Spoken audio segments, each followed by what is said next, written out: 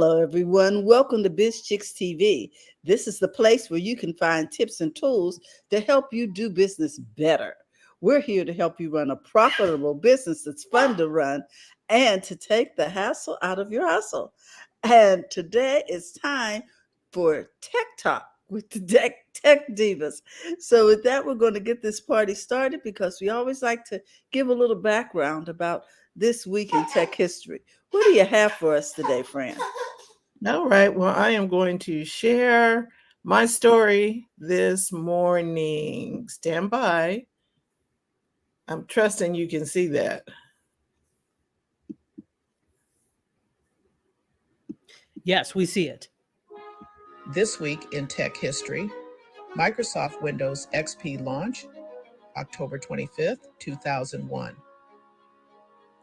Microsoft released Windows XP, merging their business and consumer operating systems into one platform. Known for its stability and popularity, XP remained dominant for years despite newer OS versions, largely due to Vista's rocky reception. Apple's original iPod debut, October 23, 2001. Apple launched the iPod with its game-changing 1,000 songs in your pocket slogan. The compact design and seamless integration with iTunes helped revolutionize digital music consumption, setting Apple on a path to dominate consumer electronics. First, microwave for home use. October 25th, 1955. Tappan introduced the first home microwave, a technological leap at the time, even though it cost a hefty $1,295. These events reflect both practical breakthroughs in consumer tech and milestones that paved the way for digital media as we know it today. Now for tech-making history this week. This week's standout consumer tech news includes Apple's upcoming announcements and updates to popular platforms. Apple has lined up a week of announcements starting on Monday, where it's expected to unveil new Mac models and showcase its AI-powered personal assistant, Apple Intelligence, which could bring more advanced personalization and productivity features to its ecosystem. In smartphone tech, Samsung's Galaxy S24 FE is drawing attention. Though reviewers admire its solid performance and camera, many feel its price could be more competitive to make it a true standout in the mid-range market. Over at Google Photos, a new feature will let users know when artificial intelligence has been used to modify images, helping to maintain transparency as photo editing tools become more powerful. San Francisco's public transit is moving away from outdated floppy disk systems for its light rail communications. As part of a $212 million overhaul, the city will phase in modern Wi-Fi and cellular tracking systems, showcasing a significant leap forward for public infrastructure modernization. Lastly, faced with a power crunch brought on by ever-growing data centers, tech giants are looking for a nuclear option. Google and Amazon both announced last week that they've cut deals involving the use of small modular reactors, or SMRs, to eventually power data centers. In Google's case, the company agreed to buy power from small reactors slated to be developed by Kairos Power. Days later, Amazon said it would invest in small reactor startup X Energy and work with two utilities on development plans in Washington and Virginia.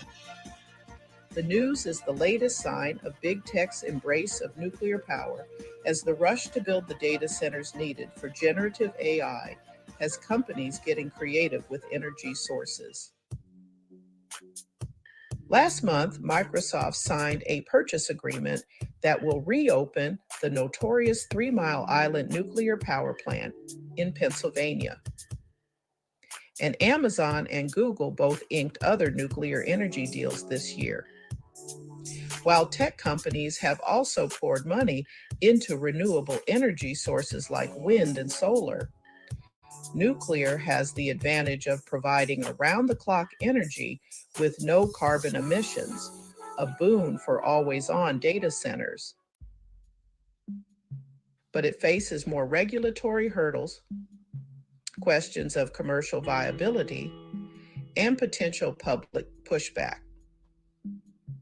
The SMRs in question have yet to be approved by the Nuclear Regulatory Commission, meaning that it will likely be years before Google or Amazon's announcements last week amount to anything concrete, according to Peter Kelly Detweiler, co-founder of consulting firm Northbridge Energy Partners.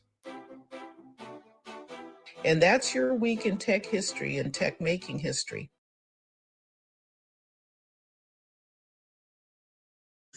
I am always impressed by how you use this AI to make your reports. But beyond that, two things stuck out for me here. One is I didn't know the microwave was invented that early. What, 1955? And Well, then it first became public. It was first sold in 1955, but they had been using it in other ways prior to that. in I'm other like, settings. Wow. I'm Would sure you say, Doc? I'm thinking also they didn't have the safeguards that we have now for microwave. Yeah, And because then, for one thing, they probably didn't know the effects no, overall over a long period of time. You know, none of that good stuff. right. And then the my other thing that stood out to me was the nuclear reactor. I was like, whoa, That wait. is my second point. Go ahead. Because I saw that article and I was going to use it. I'm glad you brought it up. But I I'm did like, not say, know what? Hold on. about 3 Mile Island. And the reason why that stuck out to me is because I lived in Harrisburg, Pennsylvania, and they had to be evacuated when the reactor went into meltdown. Okay. And I was Listen, like, go ahead, Dr. Tachi. this is the worst idea since unsliced bread. No, I like unsliced bread. Anyway, but this is the worst idea ever. I don't know why. I think it's like, oh, well, technology has come along. It has not for something as unstable as nuclear energy. And because now that nuclear energy is not used at all, but not to the widespreadedness, let's say that it was before, when we had all these nuclear reactors melting down Chernobyl. People still can't live there. People still can't live there because this stuff takes eons to break down. So people still can't live there safely. What makes people think that this is a good idea? So there really needs to be some government interference and some regulation when it comes to this, because that's just asking for it, particularly with all of the things that it would be needed to power for AI. Forget that. Use good old fossil fuel if that's the case. I'm trying to tell you, I don't know if they're going to get 3 Mile Island through, because people in that area remember having to evacuate and how close we were. And it's close to a base, close to I believe an Air Force base. This is not cute. So, and then to put private industry in charge of it, Amazon, and what was the other? Google. And they don't care if there are environmental regulations. People, please. And Microsoft they were looking into it too. I'm like, whoa, hold on. All of these people who go down from time to time or can't figure out their own systems to get stuff done. No. And I understand why the data centers are running, we're running more and more and more data centers, but aren't they getting smaller too? Because you can see a data center is just like this is a hard drive. This is the data centers but stacks and stacks of them, right? I mean, if Go ahead. there is, for cryptocurrency, that takes a lot of energy as well, right? To mine cryptocurrency. But there was and I think I still have the app on my phone. I switched phones, but there was a cryptocurrency that was where you used your phone to mine. So of course that took so much less power. So if it's possible for that cryptocurrency to do it, it's possible for others to do it. And then that also means it's possible to power things like AI with less resources. Why do you need a whole darn near a nuclear reactor for that to happen? I just don't think people are thinking, but they don't care about the consequences. Yeah, because that whole near miss with 3 Mile Island, the direct snafu with Chernobyl, and they shut down. We had one over here in, where's that place? Outside of Berkeley. No, right here outside of Sacramento. Oh, you had one there too, but they had one out there. There's a plant outside of Berkeley, Oakland, California area, the Bay Area, San Francisco, if you will, for those of you who need a point of reference. Yeah, these things are not cute when they go down. No, and why it was near the Bay Area in the first place when it's subject to earthquakes. I'm like, whose idea was this again? Rancho Seco, that's where it was.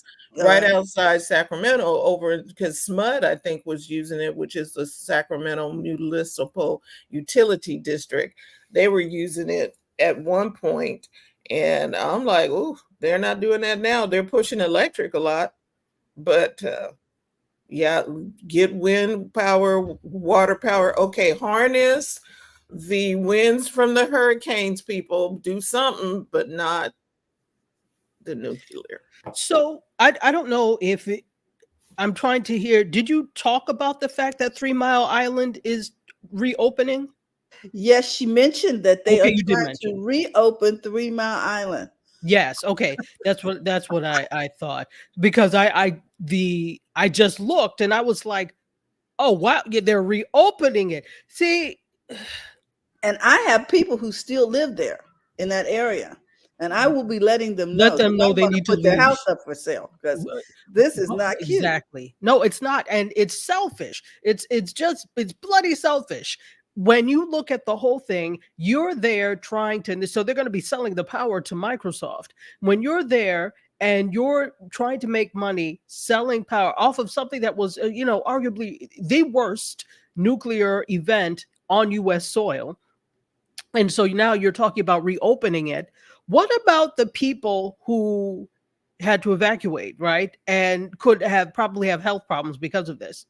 What about the people who have homes there and now are not going to be able to do anything with it? You've effectively crushed the livelihoods and the generational wealth of these people, because these are not people that are wealthy. These are not wealthy folks. And often this is another thing when it comes to, for example, like environmental racism and environmental, what would it be called when it comes to financial?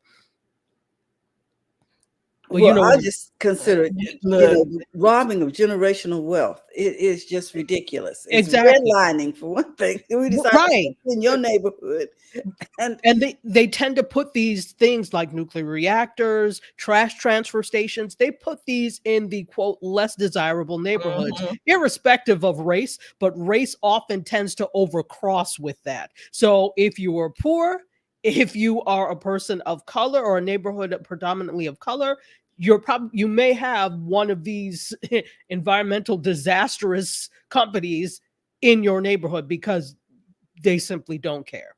And so you've now wiped out somebody's generational wealth, because as I'm saying, they're not wealthy. Most people in the US, their wealth is tied to their home.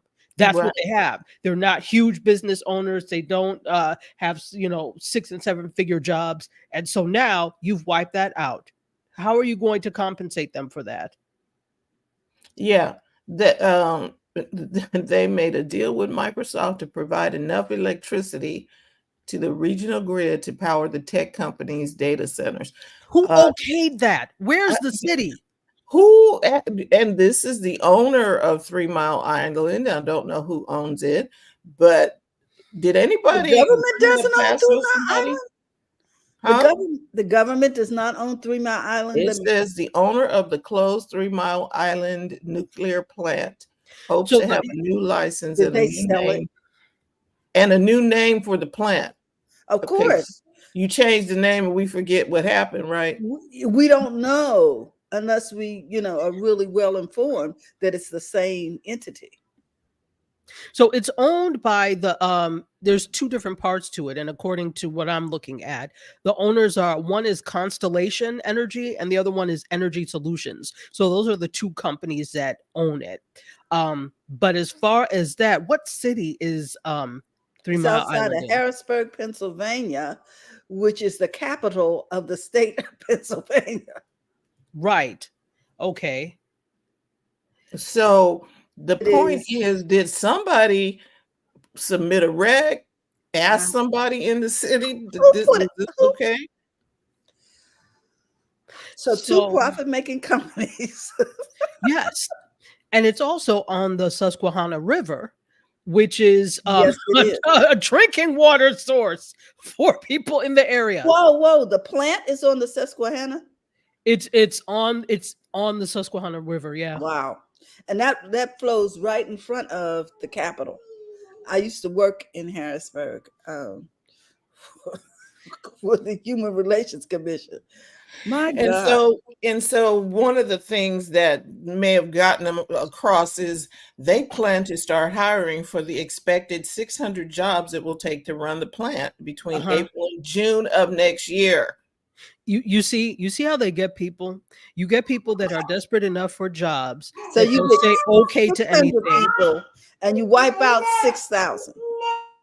But you know what? The thing is too, you also have to blame people who live in the area as well, because this was probably a referendum on during one of the elections, and there were all sorts of things: vote yes or vote no. And if it comes to jobs, of course they're going to push, well, this will create X amount of jobs. And if you need a job, which arguably the people in that area do, you're going to say okay and vote for it.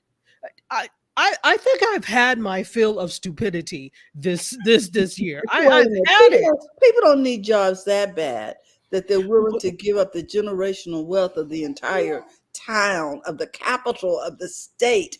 People are just not informed. But that's true. I can't believe But you have it. to think about it. Sorry, Go go ahead, ahead. Dr. Tachi.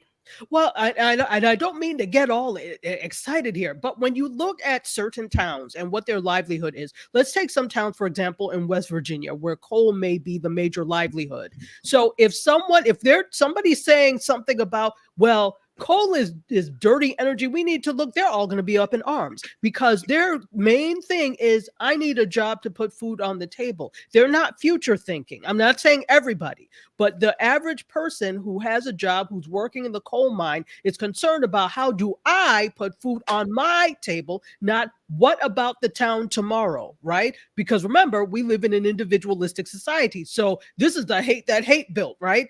You taught people to be individuals and individualistic, and now you're upset when they don't give a damn about the town. This is why we fostered that. And so it's the same thing with this. If you have people whose livelihoods are tied to that type of work, they only care about that one job, maybe a job for a family member, not the entire town, not the atmosphere, not the environment. So it's a mindset that, frankly, that's why they put these plants and things near those types of individuals, because they know they'll be easily manipulated. And I don't like to make generalizations, but just speaking in generalities, they know they can manipulate them because they need a job or they need something from them. I'm sorry to say. Well, this is going to be an interesting development because their primary business is education. They built up a, just like the Pittsburgh. They transitioned from steel to education in medicine, et cetera, and AI and things of that nature. I don't know. We'll have to see how it unfolds. So, But I remember when. so I'm jumping in at the end. So, is this a tech story or just a? It's a tech policy? story Yes. Oh, okay. because Google, Amazon, Microsoft, they're all looking for other sources to run their data centers. Right, because that's And an so issue. nuclear reactions came up and they all are inking deals to do that. And Right. Dr. Tachi, Virginia is one of the places. Got it. You see this? Right. Virginia, and there was another place, Washington. Right. Washington State? I Washington think State. it's Washington State because it didn't say Right. Washington, D.C. It said Probably Washington. Washington. Yeah, probably Because Washington. DC people would be like, hell no. Well, I'll just wait just a little bit on that. Is that there's the green technology industry is gaining steam, and like I heard what Dr. Chachi said about the coal, people are hanging on the coal, and it's like we got to get off of the fossil fuels platform. Green technology is coming, not saying it's perfect, but that's where you want a job. That's where the job is going to be. I was thinking when you was talking, I was thinking about horse and buggy, the car. The horse and buggy people, the people that make the whips for the horse and buggy was like, what about me? Well, you better get something else. So what happened to the horse and buggy people? What happened to the Western Union people when the phone was invented? What happened to the train industry when we went to cars and other, trucking and interstate? So that's how I see it. But they cannot hold on to that old job. I'm sorry. There's going to be a rough transition where you might not have a job or you might not have as much money from that job, but the government is doing those things. It's like, okay, we see that you need training. We see that you guys cannot transition from this coal job to this green technology AI world. We're going to help you with that. But again, we're stuck in this space right here now where nothing's happening. Because the government wants to do those things. The new administration wants to do those things, has plans for it. She got to get elected. So there's a hurdle we got to jump over. And then it's like, okay, and it's not like the government has never helped people transition from an industry or job. They've done it before. That's where your money goes. So the coal people, I don't know what to tell you guys.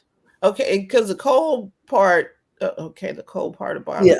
The coal situation is slightly different, right? Because the nuclear reactions, the nuclear reactors are a meltdown, right? But see, I'm not even talking about that part. There's going to be other energy sources that haven't been thought of yet. So right, and that's coming. Right. But right now they want to go back in time and reopen the nuclear reactors. And in this little article I'm reading right here, that the operators have to undergo an 18 months training program and pass the test for the plant to be licensed to generate power. Right.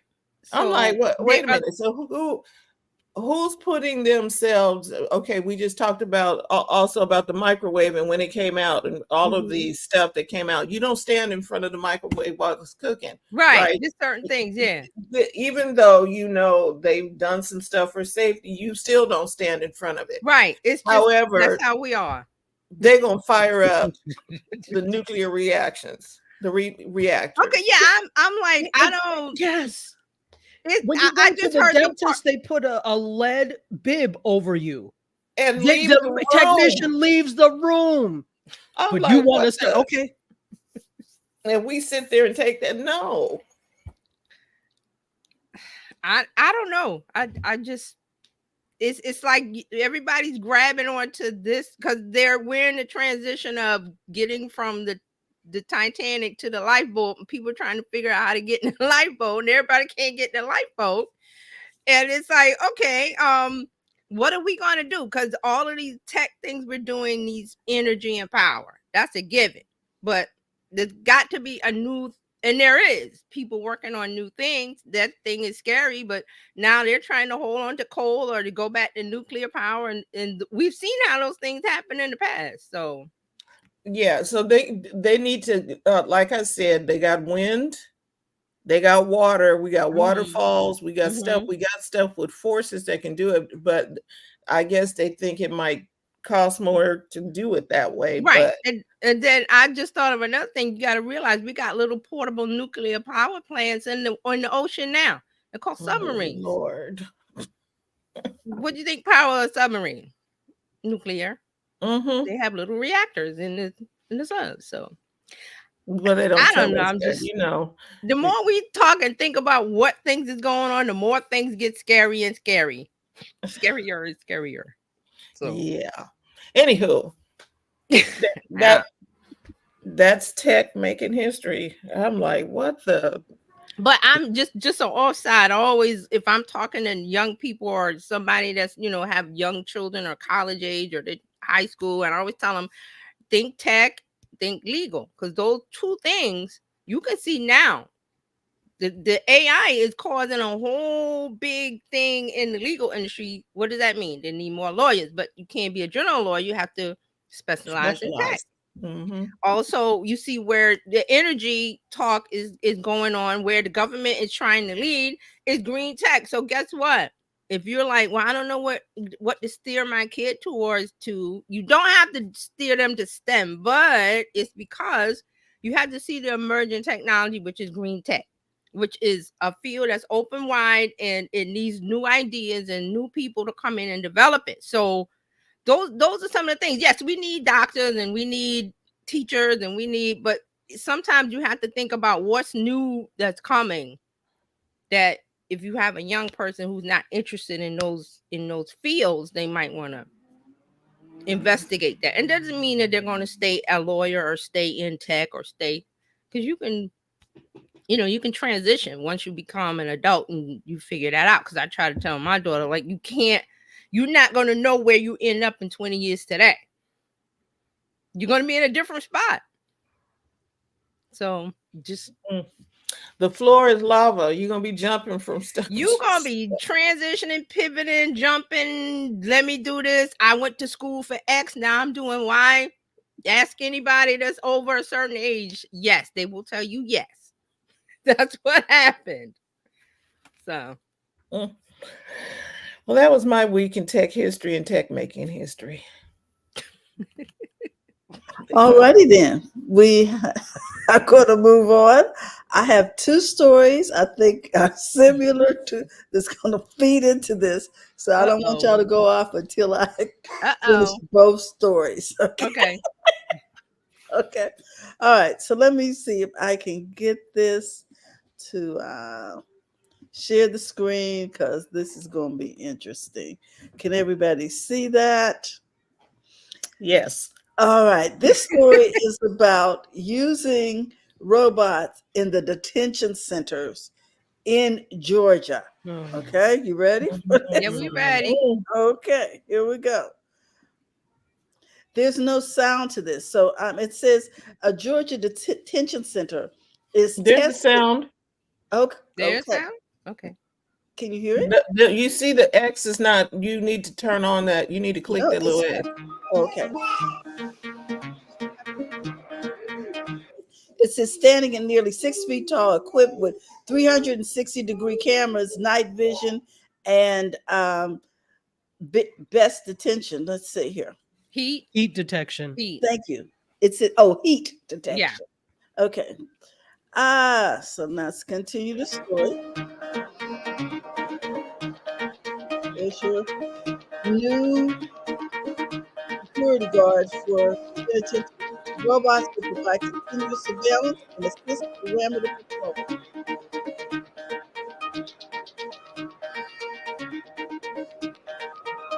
The robots will navigate the facility autonomously, but are controlled by live operators for more complex tasks.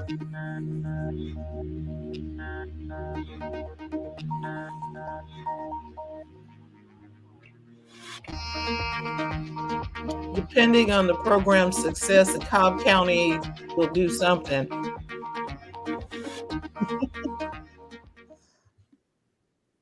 Okay. Let me stop sharing.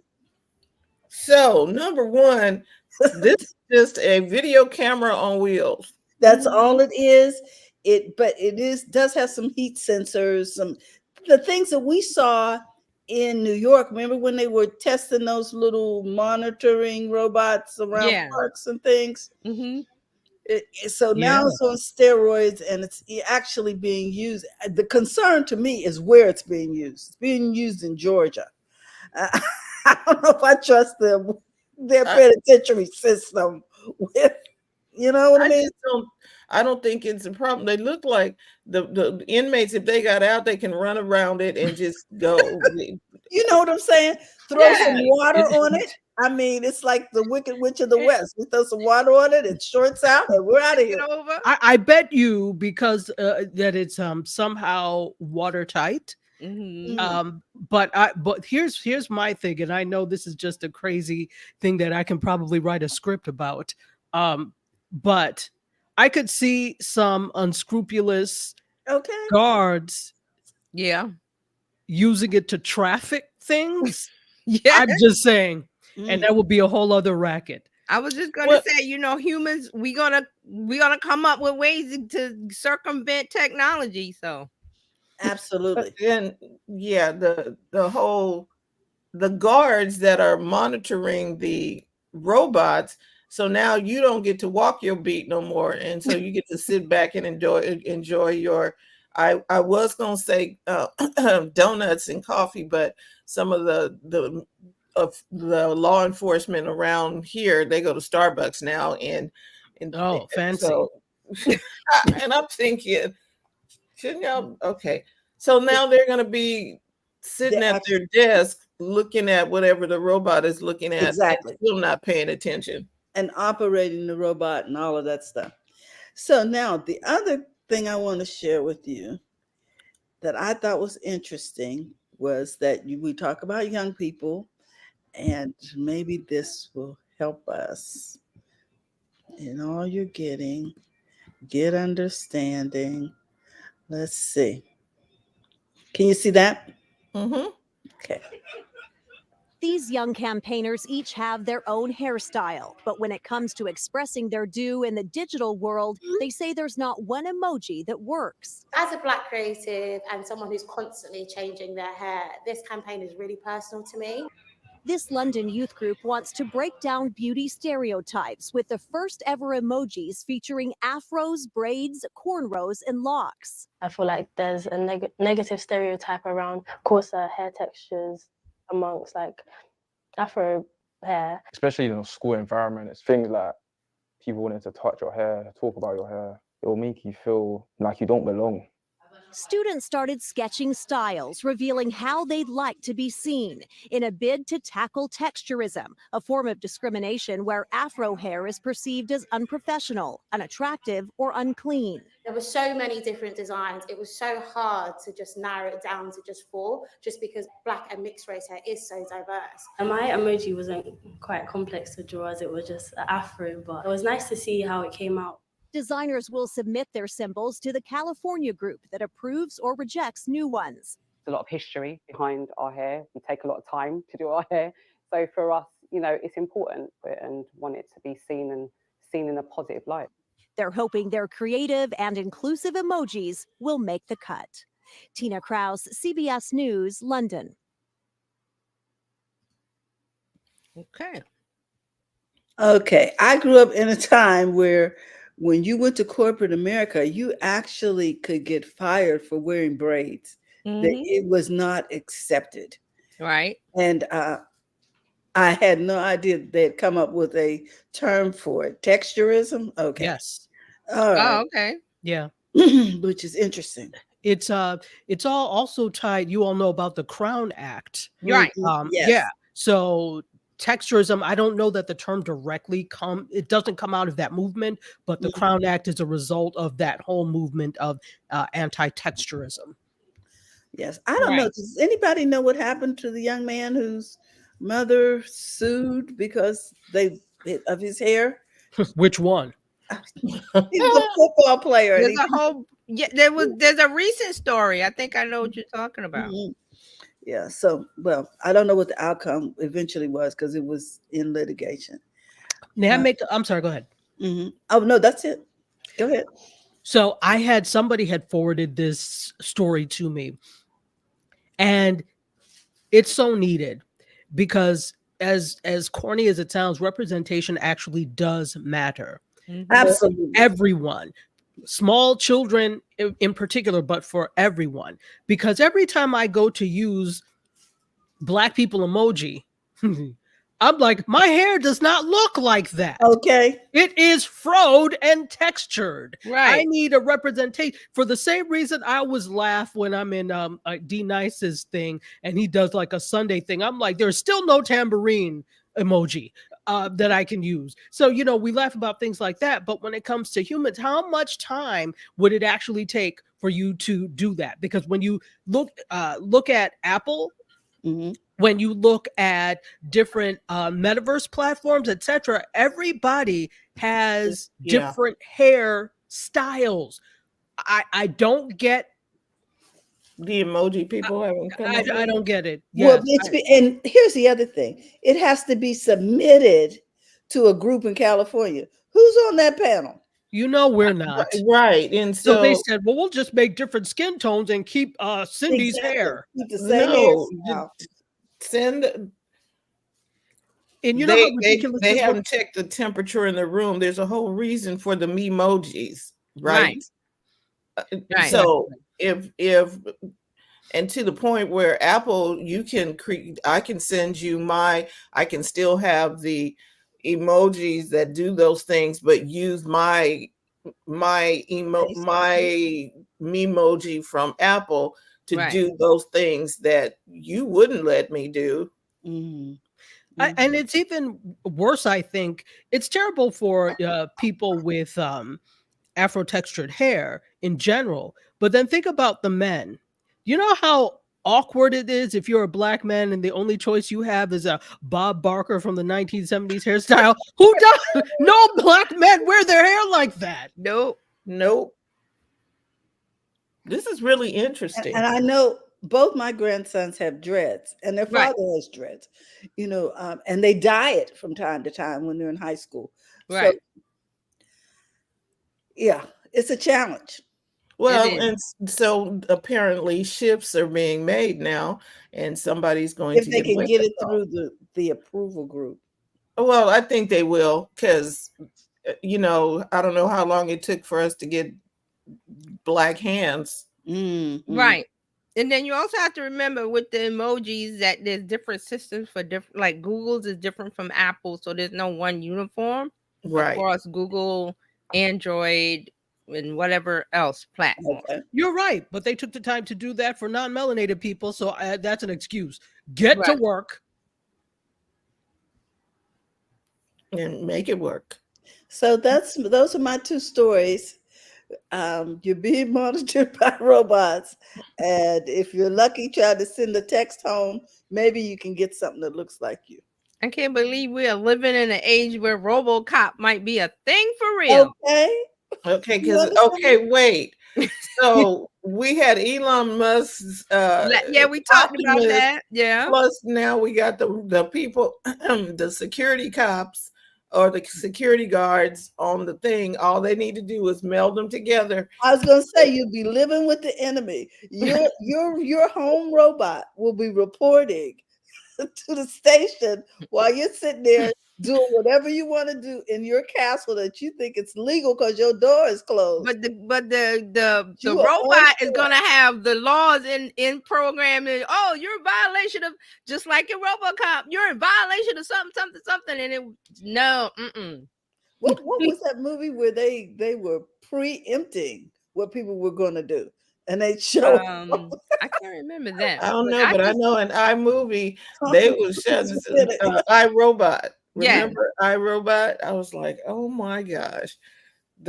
So They was running stuff, or they would, Grandma, you need to stay in the house now because stuff is going on. So there you crazy are. times. Crazy But times. I just thought I'd share. yes, thank you. Well, TJ, you are up for Okay. this Oh. week in social media. Woo! All right. So let's get into it. This week in social media news and updates.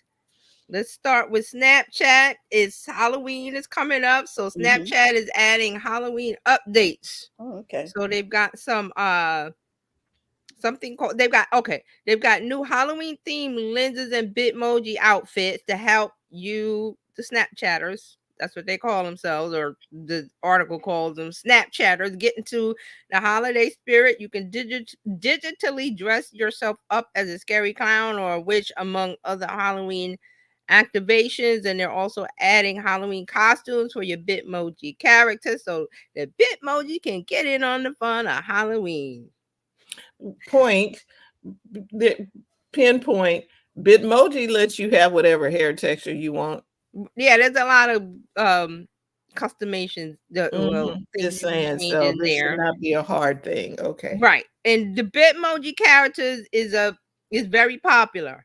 So this article said there's over 1 billion Bitmoji depictions created. That's what it says here. There's a link to the article. I didn't go to it because I don't really care, but that's what's going on with Bitmoji. So again, Snapchat 13 to 24, 28 maybe. They like to do little fun things. This is a fun thing to keep them in the app.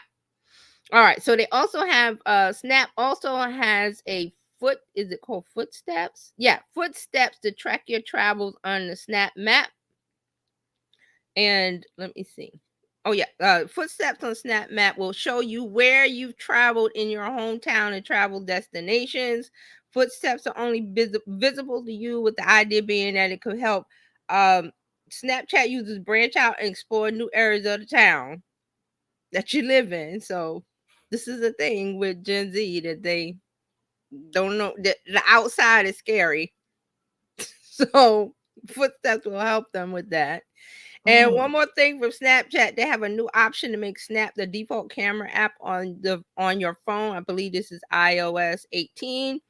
So your little camera icon on the bottom right of the screen will not be, you can change it from a camera to the Snapchat ghost icon. And again, why would they do that? To make it easy for these users who love Snapchat to get right into Snapchat.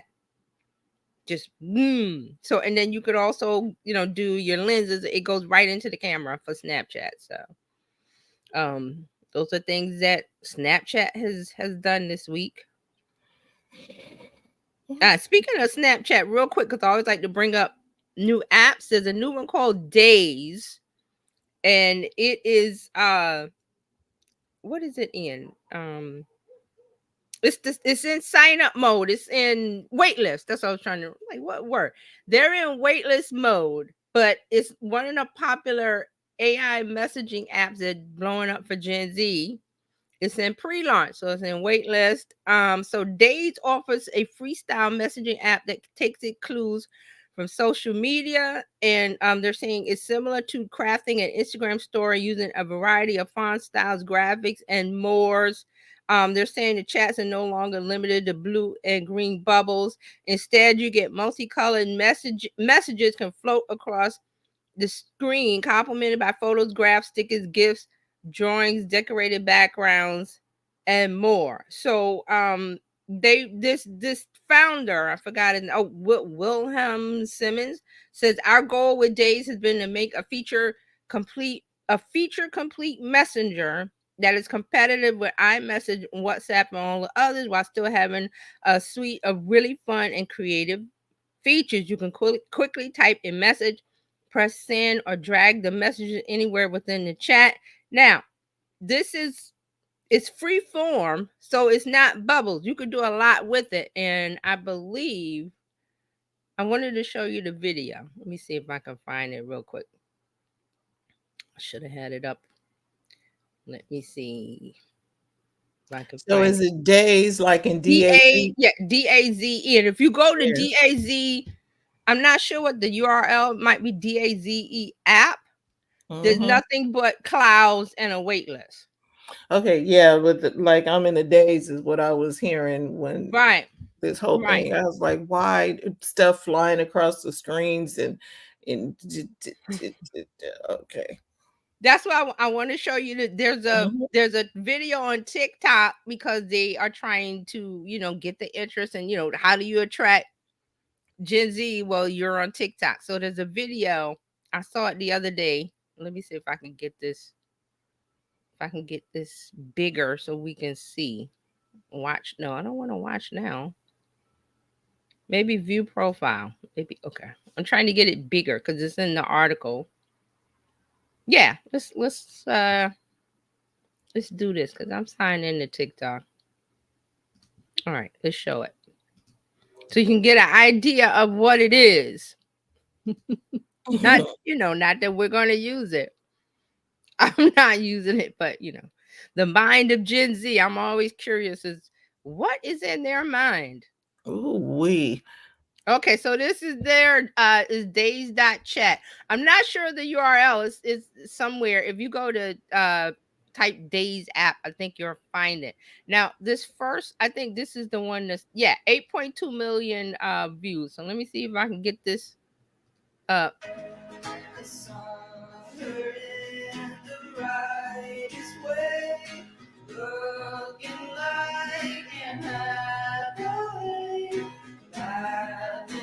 Oh, I know what this is like.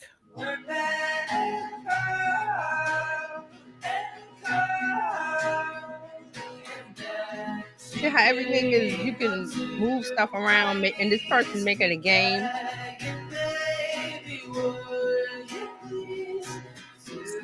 This reminds me, the iOS 18 allows you now to do some things with your text messages, sort of kind of like this, so that you can embellish them and make them right. And so this is the Lily and the other person interacting, making a little game. Remember the yes, do you like me? Yes, no, no. They put it in here with emojis, all the little things that you do. So basically taking what we do in stories and putting it in a text. Right. Okay, let's stop that. It must be nice to have this kind of time. Well, I was thinking, I was like, who This has is time for Gen that? Z got, these are the things. Instead of writing a paper note, passing it in class, they're all on Snapchat or those kind of messaging apps where it's private conversations and little fun stuff. And this is not for us. This is Gen Z 13. Oh, I wasn't trying to. In the little group. This is not something that's going to translate over to 40 mainstream. Yeah, we're not. We're going to stick with the little bubbles. But you know what's cute though with that? I mean, again, for me, if I'm going to do something like that, there has to be some sort of payoff at the end. I could see that as like, for example, a poetry app. So you have a whole poem and you're creating this. So for creation, right? As opposed That's what it's to for. Exactly. Yeah. So I could see that definitely. And it could be a fun thing, Yeah, and remember, this is messaging instead of doing iMessage or whatever, WhatsApp or what, with just plain little bubbles, little call, hey, you respond, you see they wanted, this is the thing that they like. This ties into Snapchat had an ad or something. I played it, and I think it was me and Terralina on the Fridays, and she was just like, "What is that?" And I was like, "Well, that's the mind of Gen Z. They have this like when you go to their website, it's just clouds. That it just moving clouds. There's nothing because they are unstructured. I guess is a good way to explain it. They don't want structure. They want unstructured." and to be able to do why don't we just stick with little boring bubbles? Because we've been socialized to believe in structure. But see, they're not. And then remember, Gen Alpha, 9 to 13, which they're getting older. So they bring their way of doing things into what's going on. Again, this app is not for, I would say, 35 and up. I mean, this is my estimation, but this is one of the apps that's coming out that is messaging, secret messaging, putting fun into it, getting into the mind of Gen Alpha, Gen Z, and this is where they're going. So again, they don't want to be on Facebook because that's grandma. And sorry. Go ahead. This is interesting because you talked about structure, and this is what Gen Z likes, Gen Alpha, as well. But the funny thing is this is, I can see this as something that Gen X would like too. Yeah. Gen X we were feral. We grew up feral, and we can pay attention and like structure for some things, but then all bets are off for other things. Right. And see, this is more like, remember how there's a complaint amongst the older crowd that what do you do with Snapchat? I don't know. There's no direction because we need a direction. Push this. The Gen Z got into it and was like, oh, Snapchat, you get in and you're swiping at this. It's that kind of mindset of it. So yes, if you're older, there's no limit on this. It's just no. Right. I could see using it for creativity, like you just said. This was just, and I'm pretty sure there's other videos. I just looked at the one. I was like, I'm not interested. But there's more on the TikTok account for days.chat. Look at some of the other stuff. But that's just one of the things that the kids are doing. Like they're just, let me make this little game of yes, no with the little card and the creativity of it. So you got it right, the creativity of it. So an older person would have creativity ideas a little different from that thing of do you like me? Yes or no? Is this available in Asia? Because I'm wondering what China, Korea, and Japan would do with this, because when it comes to creativity, the creators are so amazing. So I'm wondering if it's available there. It's in pre-launch, and it's founded by somebody in New York. Okay. I'm trying to look at the article. I just skimmed it, and let's see, because they've raised, they've raised their funding. They're saying, okay, the freeform messages skewing younger, remote testers falling into 13. So it's 13 to 22. I said 24, but 13 to 22. They're based in New York. Yeah, so no, they're just getting off the ground. So who knows where they may go? But right now is U.S. based in New York. Okay, here. I didn't see this. Days' launch is scheduled for November 4th. And they've been in early testing with around 1,400 invite-only beta users. Okay. And you know what? Let me put the article in the chat, because if you want to read it, it's on TechCrunch. And I saw it and I was like, hey, this might be a story to talk about, because it shows the mind of Gen Z and the things they're interested in. And I always like to look at Gen Z because eventually these types of things will make it to Facebook or make it to Instagram, because Meta wants they want the youth. They don't want grandma, they want the youth. They want the young eyes. So they're going to start putting that's why you have notes in this. And people are like, what are notes for? I just ignore it. You're muted, Fran. Yeah, you're mute. You're still muted. Grandma grew up on Facebook. They just don't know it, right? I mean, no. It's old. Yeah, you're right. It's old enough to be that, but in their mind, anybody that's like 30 and up is grandma. They don't. To the youth, don't mind them. They don't. They think 40 is old, middle age. I'm like, what are you talking? And because I see the conversations on some of the websites, they're like, oh, 4. I was like, what? You guys are crazy. But this is how they think. Then I need them to go back to math class. Something is not adding up. Like middle I saw something about the auntie discussion about how there's some older women who don't want to be called auntie, and then some see it as a not a right, a kind of what do you call it, like something Right. good. And then there's some that like, don't call me auntie because I'm not old. You know, they try tying it to old, but there's others that tie it to wisdom, and they're proud to say, yeah, I'm an auntie because I have the wisdom that got me here, and I survived the 20s. Yeah, man. So I got sucked into that, because then there's some, the young people come in, they're like, oh, if you're 40, you're middle aged, and what? Okay, so but it's a discussion. I love going in there because I get to hear what their their mindset, like the things that they say, and I'm like, you guys are crazy. Wait till you get 40. I wish I could be around.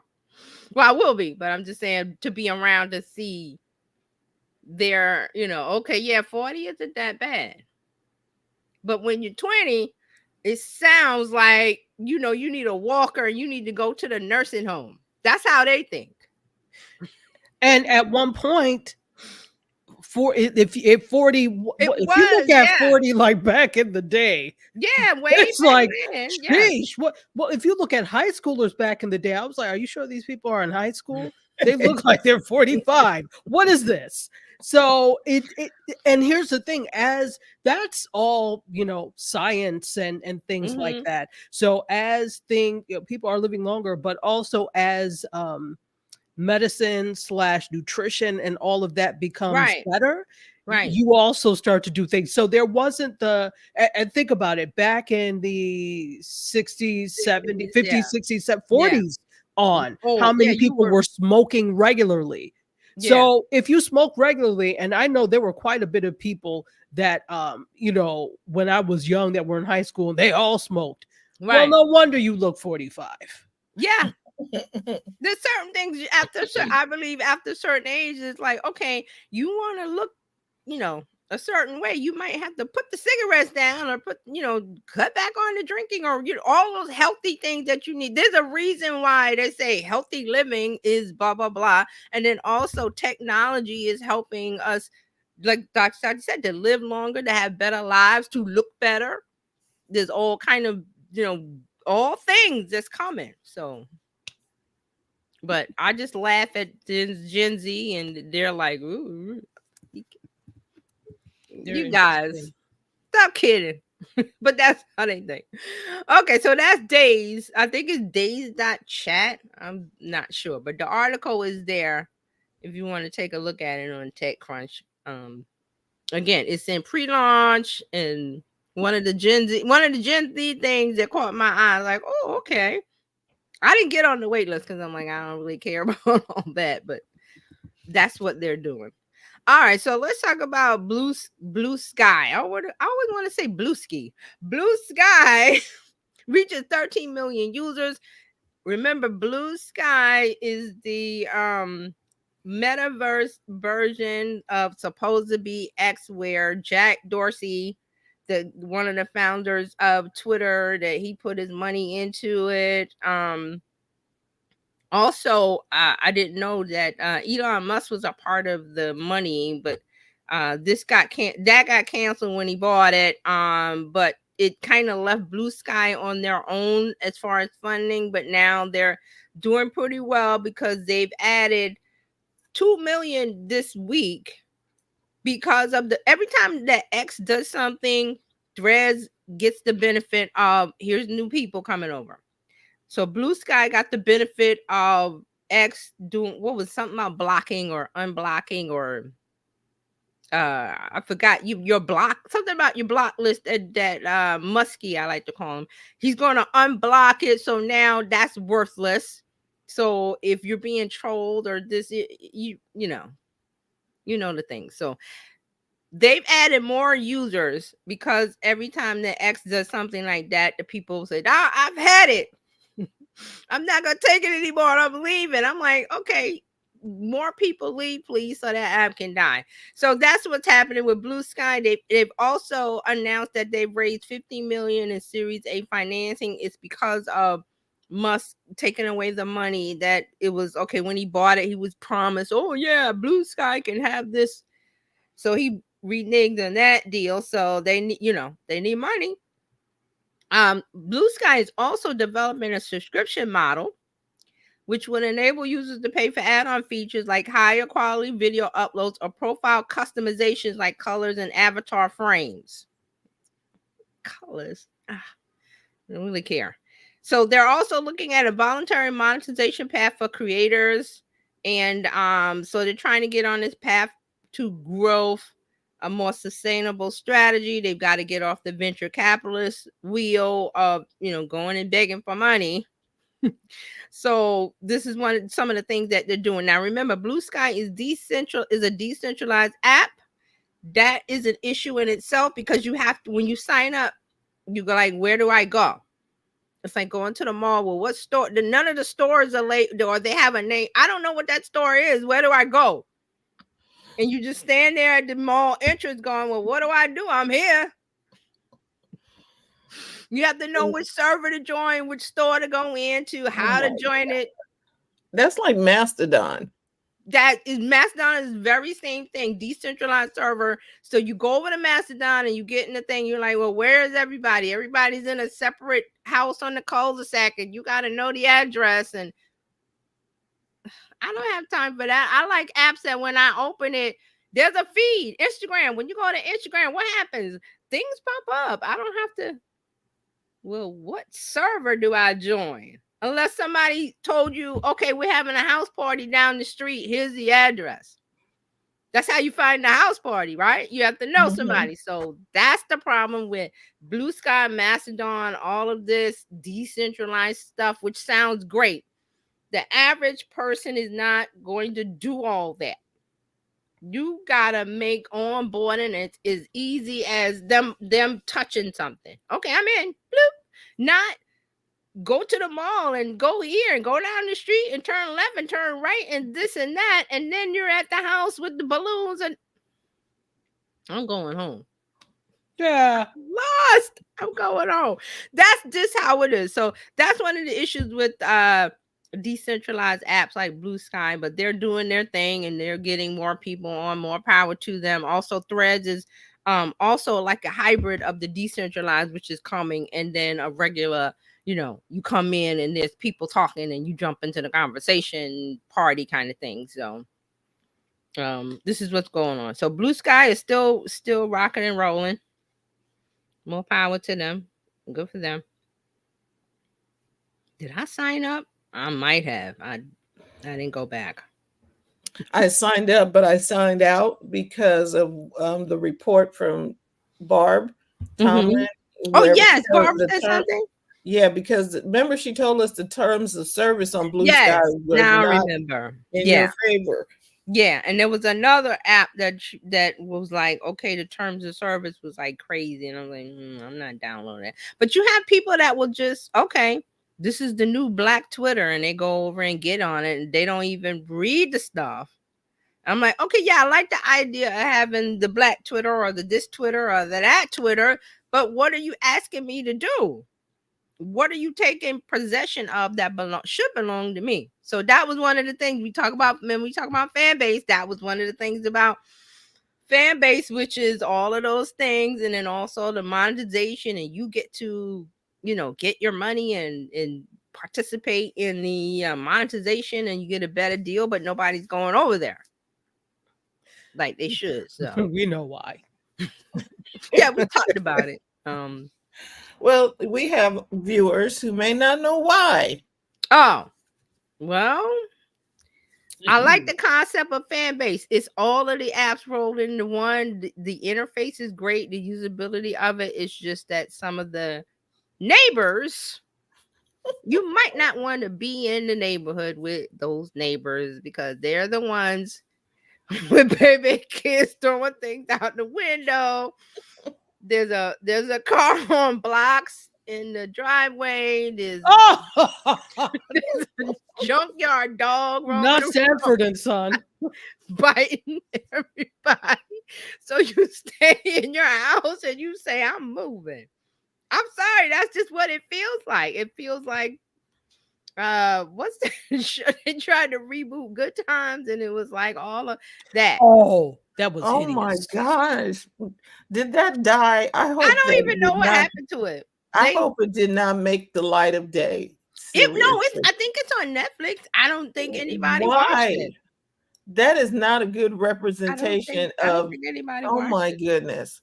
We gotta look that up and see what the I'll look it up. yeah. So and it let's see wasn't if in it's still March. there. I think it was earlier this year, March, April, May, or Oh my something. It gosh. came out. And Steph Curry does not say anything about that. You notice? I think didn't we Him, see an nothing. interview where he said nothing, or they asked him, or And he tried to evade that question. yeah, because I Yes. think he was saying like it. I don't think they showed him what it was. I think he just put his money in and then it was like, okay, here you go. And I'm pretty sure he was shocked. Like, no, this is not on brand for me. Well, that's what he should have discovered before Right. he put money into it. Right. Do your vet. Just because a certain culture comes to you and say, hey, we're remaking Good Times. Yeah, okay. It sounds like a good idea. Until you see And- what And then what they go did. off and make the product and come back and go, here it is. Cabrini Green. Ain't we lucky we got him? No, kill it with fire, please. No. So, all right. So that's what's going on with Blue Sky. So if you want to go over and check it out, go ahead. We're not using it. All right. So Spotify is adding auto moderation tools to help podcasters manage comments. So remember in July they started letting podcast listeners comment on podcast episodes in the app. So now they are adding new controls to help podcasters manage and moderate comments. So there was some process that if you had a podcast on Spotify that you had to go through and manage, and it was, I guess, complaints. So now they've added a configurable auto moderation tool that can filter out sensitive or inappropriate comments for review and publish the rest. So this is kind of, YouTube does this. YouTube has a list and you can put the filter words in and there's lots of moderation comments. So they're learning from that. So there's some settings you can go into and add words and phrases to emojis to a block list. You could turn off comments for any episode that you want. Now, Spotify said its users have posted 2.5 million comments across 650,000 episodes since it launched in July, and about 44% of published comments get a like or a reply from the creator of the show. So, Spotify is trying to, it started out just streaming music. Now they do podcasts. Now they're trying to get more activity and more things going on. Hey, come on over to Spotify. Yep. Because Spotify is ads. That's how they getting their money. Ads. Oh, yes. So so they're saying also, they say people who use any of the features like Q&A polls and video podcasts, any of these features to engage with podcasts are 4 times more likely to listen to the show again within 30 days. So that's the retention part of it, getting people to come back and listen to your podcast. So they've got other little features in there, to keep, little tidbits, little breadcrumbs to keep you come on back. So that's what's going on with Spotify. And let's see, WhatsApp has done a couple of things. WhatsApp is having a contact storage directly within the app. So I don't use WhatsApp. So you WhatsApp users, tell me what this is about. So they have a new feature that will allow users to save contacts within the app. This means even if you lose your phone or link to a new device to your primary number, you will see all of your contacts stored within WhatsApp cloud storage. So now I understand that instead of it being on your phone, it's going to be in the cloud. They're saying before now, WhatsApp relied on your phone's contact book to sync contacts. And they're saying if you had a new person, You want to save the details. The information will be stored locally on the device. So now this lets you store contacts on any device, including WhatsApp for the web and Windows. You can choose to sync contacts saved within WhatsApp to your phone as well. So this is what's going on. They're also saying that the tech behind this will allow them to make it possible to save contacts by usernames. Now I think WhatsApp is by phone number, right? Phone number only. Yes. Right. Okay. So now they're saying that, I guess this is another request. People want to do it by username. So they're building up the tech to be able to do that. All right. So contact storing directly. So contact storage in the cloud in your device. So it syncs between all of devices in the web and everything. Sounds good. Now here's another. WhatsApp is expanding private mentions in status to all users. Now this is another one. It's got something called private mentions for status. It provides another way to generate interest in your temporary updates. So WhatsApp status is WhatsApp's version of stories. This is what they're saying. Enables you to post photos and videos that disappear after 24 hours. So yes, that's the ephemeral part of stories, and everything disappears after 24 hours. But they're saying that they have something called private mentions that will enable you to tag users in your status post. When you publish, those users will then be notified that you mentioned them, but they won't be mentioned in the post itself. They'll just get a prompt in their inbox that you mentioned their handle. That's to get their attention. So it won't publicly put them on blast, but you'll get a notification in your inbox. Hey, so and so tagged you, mentioned you in their status. Okay, does that make sense, Dr. Sachi? Is that? Yeah. Again, I use WhatsApp basically every day, but I'm not delving into the features very much. Have you seen status? Like, is it little circles like stories, or? I haven't even paid attention. Let me look now. Okay, I don't know what they're supposed to look like, but I know it's. I don't either. I haven't paid attention. Like I said, I use it every day. Right. Because I'm not paying long distance. Right. WhatsApp. Right. You use web. Yeah. So if you have a lot of international relatives, you talk to people internationally, WhatsApp is the best way to do that. So, so they're saying that they have something called status, which is like stories. Now they have private mentions will let you tag users in the status. Oh, yes. I'm looking now. Okay. So under updates, you can go and it says status, my status, and you can tap it to add a status update. Right. Okay. It says you can mention up to 5 people in a single status update, and any WhatsApp user can mention another in a status, not just your contacts. When you mention someone in your status, they'll be able to see your post even if they aren't in your status audience. So they want you, this is a way to get engagement with status, get more users to interact, get more people using WhatsApp, being happy with using WhatsApp, and staying in WhatsApp. Okay. Oh, so also, I mean, what I didn't know, again, because I'm always using it to make calls, I send stuff through it, but so I don't pay attention to what else is going on over there. I had no clue that that there were channels over there. So, for example, you can follow the Latin Grammys, Roblox, ABC News. I had no clue. I don't use it for that. Right. There's other places where you go and find info. See, this is another way for if you're, WhatsApp is your app. You wake up in the morning, that's your app. Because the iPhone will show you when you wake up, this is your app. You're going to pretty much stay in that, but you might jump out to do other things. But this is what Meta's doing. So you're going to use status, you think? Nope. No. She said no. Listen, I don't need for people to know what I'm doing over on WhatsApp or that I'm here on WhatsApp.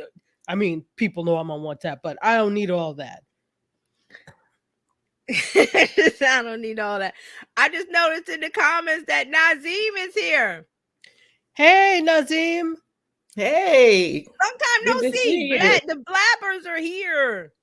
Yay. How All are the you way from doing? Italy. From Italy. How are you doing, Nazim? I hope everything is well. Tell your lovely wife hello. Yes. Hello.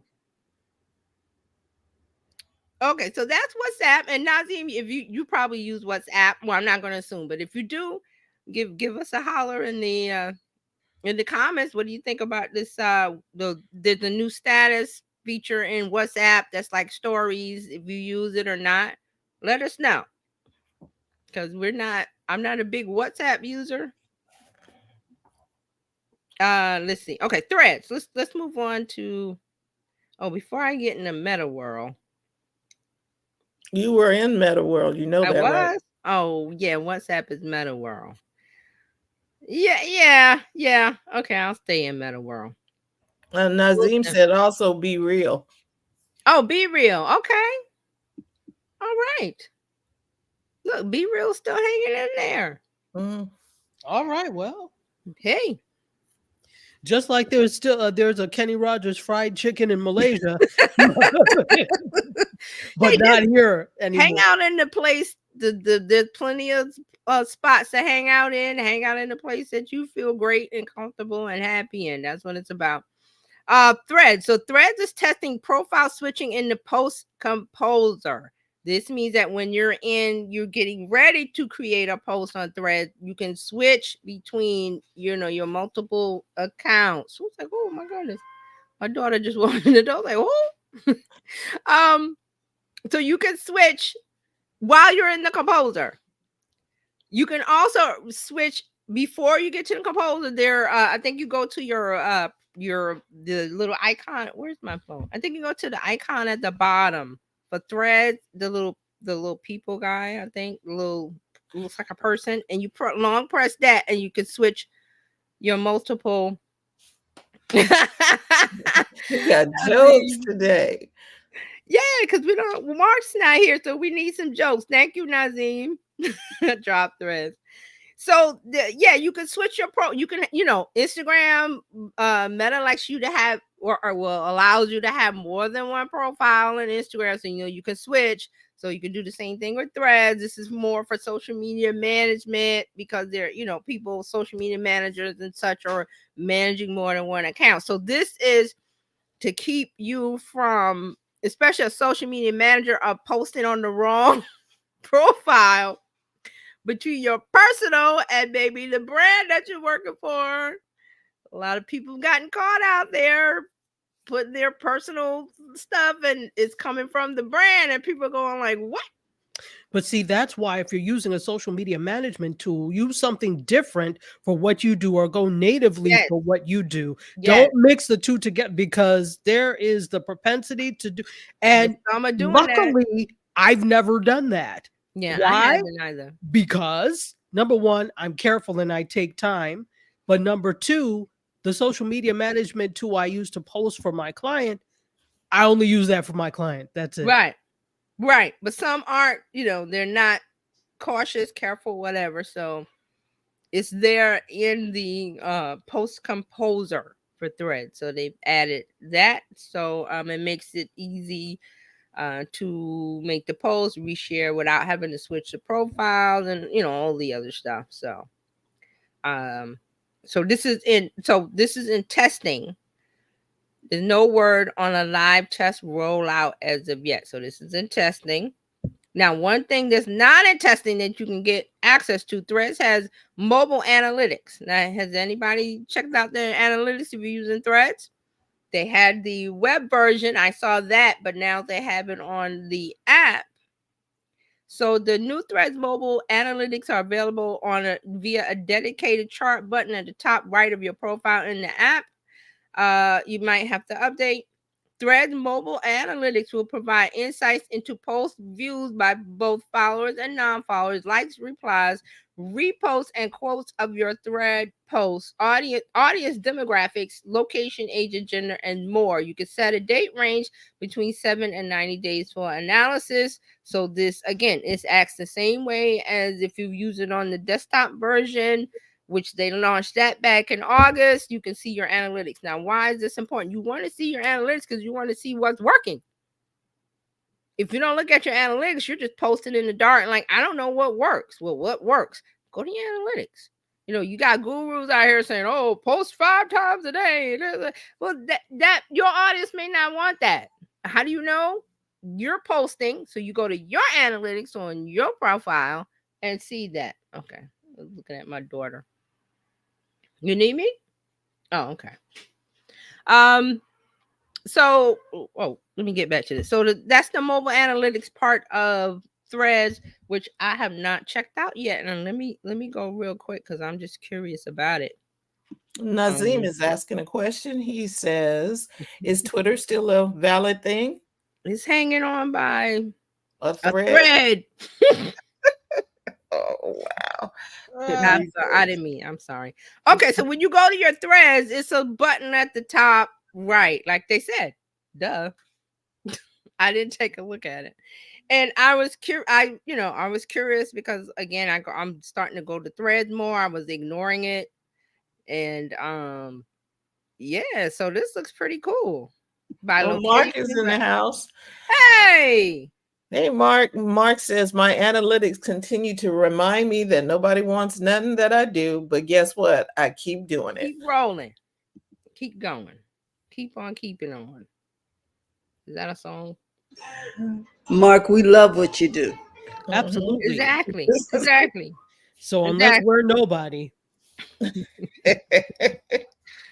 All right, we're back in Meta world. Meta is experimenting with facial recognition for security purposes. Sorry. Well, that might be a thing. That might before and they had to drop it. Right, but that might be a good thing because I keep getting something that says, "Hey, somebody wanted to change your password or whatever," and I'm getting an email. And I'm like, okay, one, I don't use that email for Facebook. So that's what they're trying to combat. So first of all, they're testing a new facial matching process to help identify celeb bait. This is their words in the article, celeb bait, which is where scammers use images of public figures in order to bait people into engaging with ads, then lead to scam websites. So, they, I think this happened to Gayle King, a couple other people. They just saved their images and did Gayle King with 2 letters or 2 G's or a dash. Nobody pays attention and they go, "Oh, Gayle King." And they're like, Gayle King is selling gummies or something. Marijuana gummies and shit. Like marijuana gummies. Gayle King's got nothing to do with marijuana gummies, okay? Trust, she got nothing to do with that. But it was her and I think Tom Hanks and a couple other people. So Meta is putting this in Meta will match the faces used in ads to high profile users, and where there's a match, confirming the user's official profile as to whether it is a legitimate endorsed promotion. Okay, so they're trying to work on these scam things. Also, there is a second experiment where they're testing video selfies as a means for people to verify their identity in order to regain access to compromised accounts. That means, and I saw this week. Somebody was saying, "Oh, it's something happened with the Instagram account," and they were trying to send, they ask you to send an ID and you do it, and then they say put these letters in all kind of crazy stuff, and nothing works. So now they're trying. And I had the image. Let me bring it up so you guys can see. I think I had it open. No, I think Mark has a comment. He says, "I only rely on emails from," you got to see it, Oprah Winfrey. Oprah. That seems legitimate. Oprah Winfrey. Okay, I had it open to show you. I closed it. Oh boy. Let me see. Here, I found it. Okay, so let me share this so you can see the image here. Yeah, so they're trying, they're coming, they're spinning the block again on this because they didn't get it right the first time.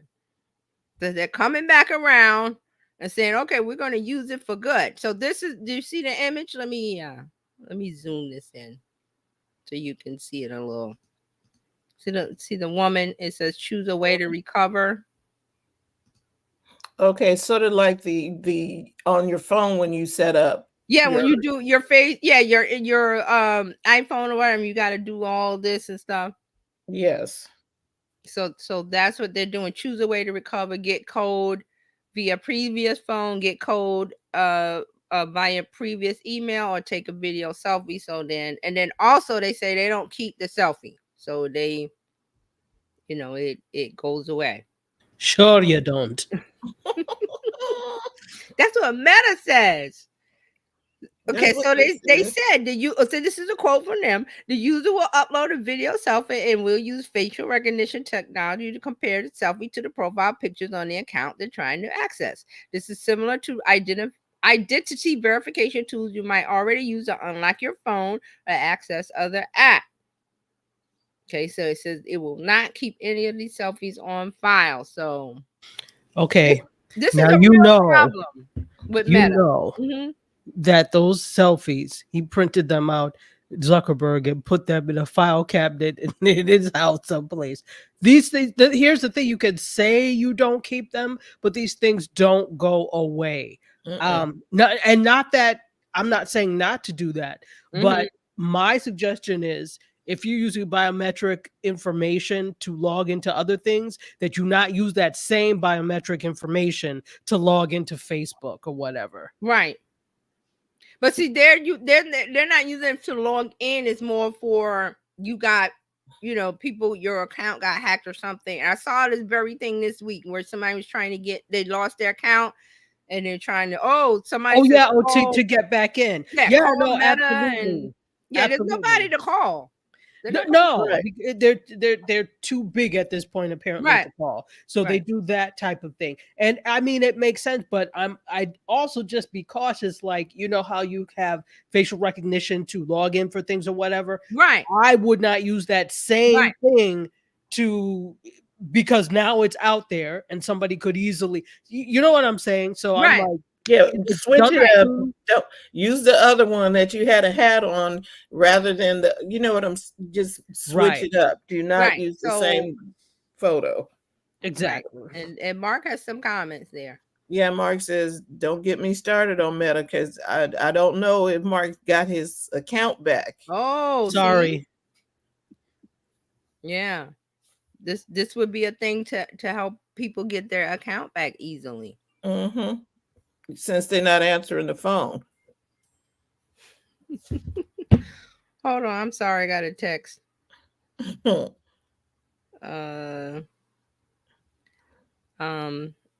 my goodness, I don't know where this is. I'm sorry, guys, I'm talking out loud. That's okay. So yeah, it is interesting because we need to have the things that we need to be able to recover stuff, and it needs to be a way to do it. Right, because the process that Meta has now is not satisfactory for anybody. I think I've seen lots, in addition to Mark, I've seen lots of people online saying that they lost access to the account because whatever the reason was, and then they do the thing that Instagram says to do or Facebook or whatever, nothing's happening. I've seen a lot of people over the years say, oh, they have a friend at Facebook and they call the person at Facebook and they do that, but everybody doesn't have a friend at Facebook or Meta or whatever.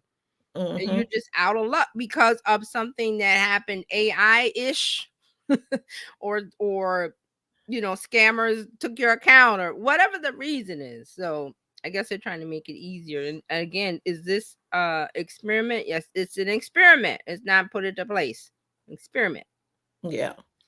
All right. So again, with the experiments, Instagram is experimenting with real performance tips in the stream. What this is that when you upload a reel, it's going to try. It's actually Adam. He goes onto his accounts and tells you, well, do this, do that for better engagement. So they're basically putting him in your post, and there's a little thing that says, tip to help you get better reach or do better with this reel by doing X, Y, Z. So it'll be pop-up things in your account. So this is experiment with notes on reels in stream, which explain why a clip is performing well in the app. is contextual insight as to the most impactful elements of each specific reel. This is from the article. This is what they're saying it's going to do. You tap through the prompt and it provides a specific breakdown of performance notes. So it's to help you understand what works in your reels, highlight those aspects, and then guess what? You take those tips and you apply it to the next ones that you do. So they are experimenting with that. It's not live testing. It may not be a thing. It's something that they're testing. And you know, there are they call themselves reverse engineer coders, and they make it a point every day. They go to Threads or they go to X or they go to Facebook and they look at because they can see the code and they know what they're looking at. So they see the little things in there and they go, hey, and then they post it online and then the tech reporters pick it up. So this is one of the things. So to help you with your real strategy. So again, Instagram does X, Y, and Z, but the CEO comes on live and in his stories and saying, hey guys, add some music to your carousels. You might be shown in the Reels experience tab and get more reach. Or, hey guys, do this or do that, and people don't want to listen. So they're trying to help at least. They're not going back to chronological. But they're helping. We're not going back, but here's some tips to help. All right, let's talk about TikTok. TikTok is still limping along to January, but right now they are going to show STEM, STEM, is STEM feed to adults. Now they have a STEM feed in the US, UK, and Ireland by default, and it's turned on by default for users under the age of 18. Is to show educational, because remember that was one of the things that was brought up, that in other countries, certain under a certain age, under 18, they got educational stuff by default, but they didn't do that here. So our teens under 18 was getting all the crazy stuff. So now they're saying that, oh, we have this STEM feed and it was under 18, but now if you're over 18, you'll be able to see it. So they're saying that this expansion will make it easier for people to find educational content on the app. It will be enabled for all users in the countries that are listed by default. You can turn off the feed by going into the app setting and navigating to the content preferences section. So again, this was their STEM feed that they're like, oh, okay, you know, this is one of the complaints. So we're just going to put more educational stuff if you're under 18. So now they're saying if you're over 18, you can get that STEM stuff too, but you can turn it off if you want to. So the STEM feed provides a space for co-learning, inspiration, and enrichment. By displaying STEM content to users by default, TikTok is looking to market itself as a place for learning and not just, you know, the bad stuff that they're known for. So whether this works or not, I don't know. But here you go, TikTok. Also, TikTok has something called Electronic Music Hub. So, you know, again, they've got this connection with the music industry. A lot of new artists, new music, they try to get trending on TikTok. This is a way to get engagement, to get more fans, more people connect to their music. So now they have a electronic music hub. It will provide more exposure potential for electronic music artists. So this is what they're doing. They're saying TikTok is saying that users are slightly more likely to both discover and share new music content in the app, while 75% of its users also find new artists via TikTok clips. Now, TikTok Electronic Music Hub will launch in the UK, Ireland, and the Netherlands, Sweden, France, Germany, Spain, Italy, Belgium, the USA, and Australia this week. So it should be live. And I have not checked. But if anybody wants to check and you're into electronic music, there is a hub. I like electronic music. So check it. Check your TikTok and see what's what. There should be an announcement or something that says, hey, electronic music hub. Because did it tell me how to? I don't think it told me how to get there. No. It may be in the article. Let me see. Let me put the link in the chat. in case anybody wants to get to it, because I did not click the link. Usually I go, hey, let me click the link, and it's not going over. Why is that? All right, let me send it over. There we go. Let me put the link in. This is from TikTok's newsroom. Come on. Oh, I cannot. Why can't I copy the URL? This is acting weird. Got it. Okay. Like my mouse is malfunctioning. Come on, mouse. There we go. Got it? So it's in the chat. It probably tells you in there, like it's probably when you go in and it pops up. I'm not sure because I did not test it. So test it, Dr. Tachi. So click on, well, I don't know if you're on, I don't know if it opens on the desktop or whatever. Maybe later if you want to try to find it. And I have one more from YouTube. YouTube has added poll stickers for shorts and ad category blocking for YouTube channels. So they have a new poll sticker option for shorts, and it's called Shorts Polls. You can drive more engagement with your shorts by asking your audience for their opinion with a new dedicated poll sticker for your shorts content. Creators will be able to see the percentage of votes for each option in a shorts poll, as well as the exact count of total votes on the sticker. Again, another way to engage YouTube viewers, to get them to watch your shorts, drive more reach. And they're saying that this shorts poll sticker will roll out over the next week. So it'll be out next week. It's not out now. They're also adding a new format filter to its views display in the, I'm assuming this is in analytics. So you can see the breakdown of views by content type. And this updated view will be available in both the desktop and mobile app. YouTube is also experimenting with super chat goals on live streams and premieres, which will gamify the super chat revenue generation process. This is their quote. This is what they're saying. Super chat goals will add a display on screen that will count down to a target, which will also include a reward chosen by you, the creator, for reaching that goal. Then viewers will be encouraged to participate to help achieve the goal, driving more engagement and revenue for creators. That is what they're attempting to do with the super chat. There will also be an animation for when the target is achieved, when you reach the target.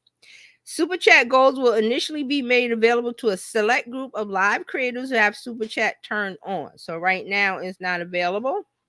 They're testing it with a smaller group of probably the top creators.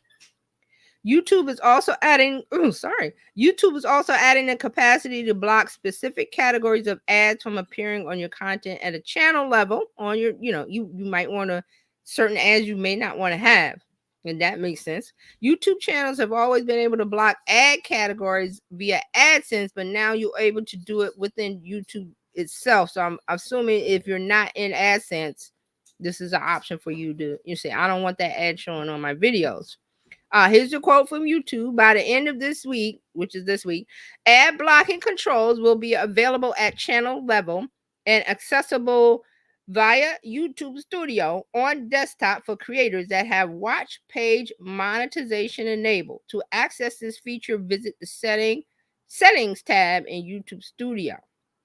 YouTube have put out a warning saying that restricting ads could impact your channel's revenue. So they're saying be careful of that. But it will provide more controls over the promotions that appear with your content on your channel, which is, something that some people are concerned about. You don't want certain types of ads on your channel where you do certain videos. Okay. And that is your social media news and update for the week.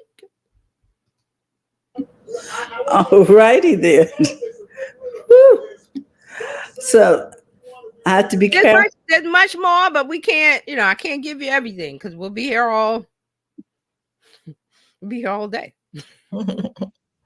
Mark has a comment here. He says, in the next segment, Dr. Tachi will be dancing to electronic music in a piece specifically designed for biz chicks. For full effect, pick up your 3D glasses in the gift shop. That's for That's people. funny. That's for people in the Facebook group.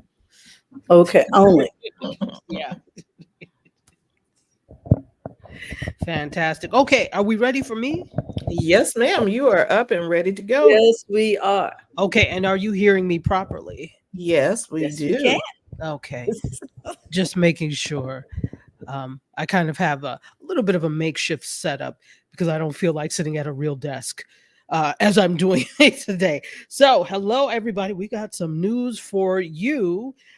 Let's talk a little bit about. I'm going to start with Idris Elba, my husband in my head.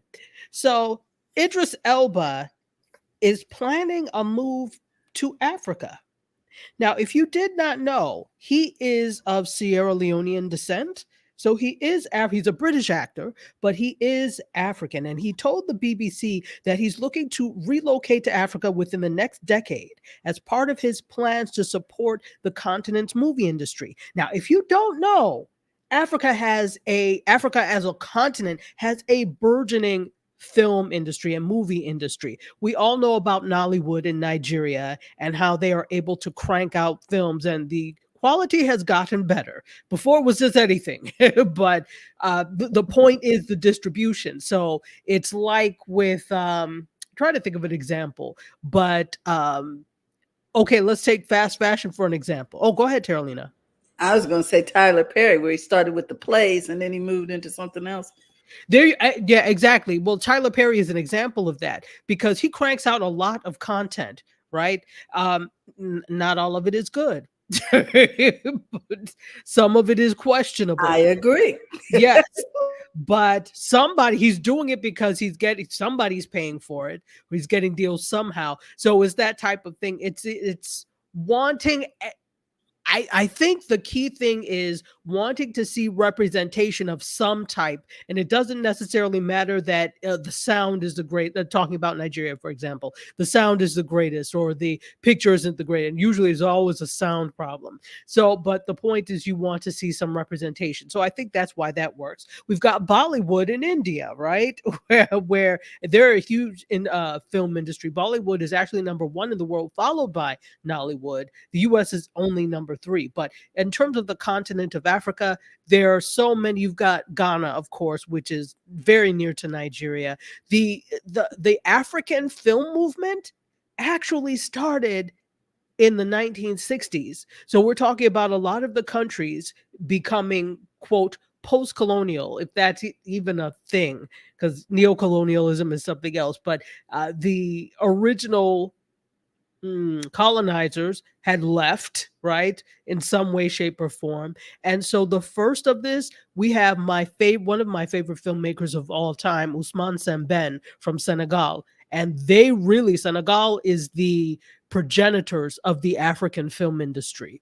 So before we had Nigeria with Nollywood and all of that really using video, you had Ousmane Sembène, who studied in Paris, who was telling stories of Senegal, particularly post-colonial Senegal, on film. And to date, he's still one of my favorite filmmakers.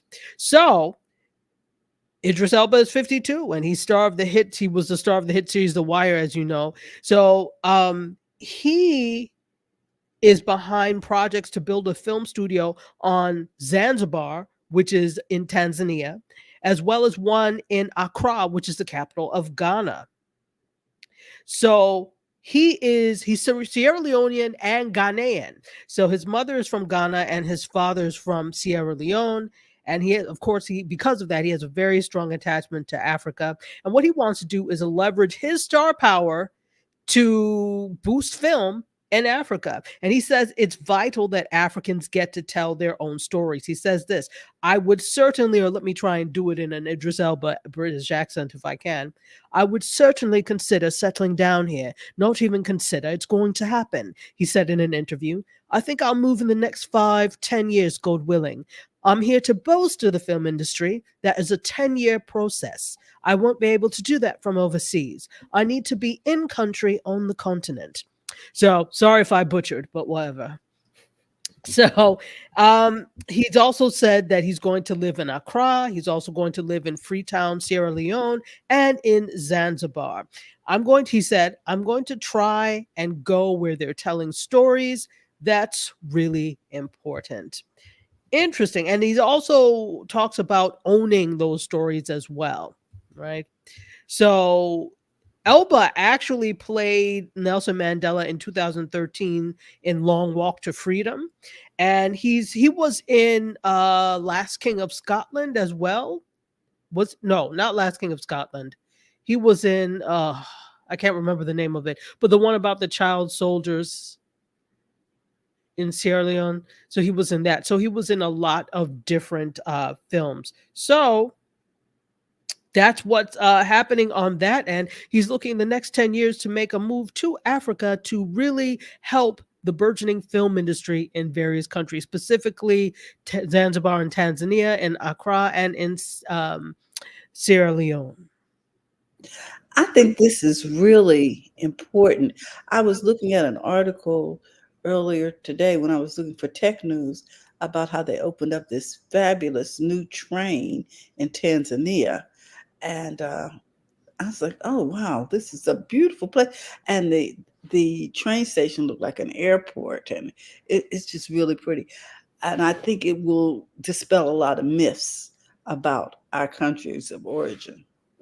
Absolutely. And I mean, if we look at it, where else do the resources come from? The quote unquote countries of the South, countries on the African continent, Southeast Asia. That's where all these natural resources are located.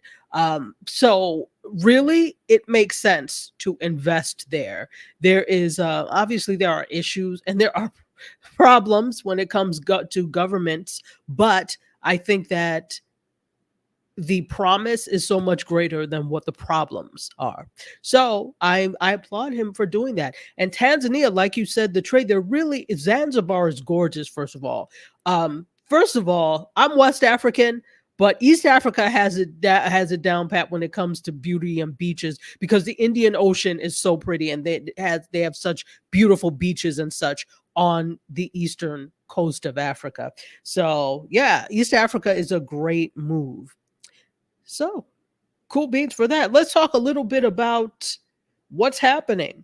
Stars are dialing for Kamala.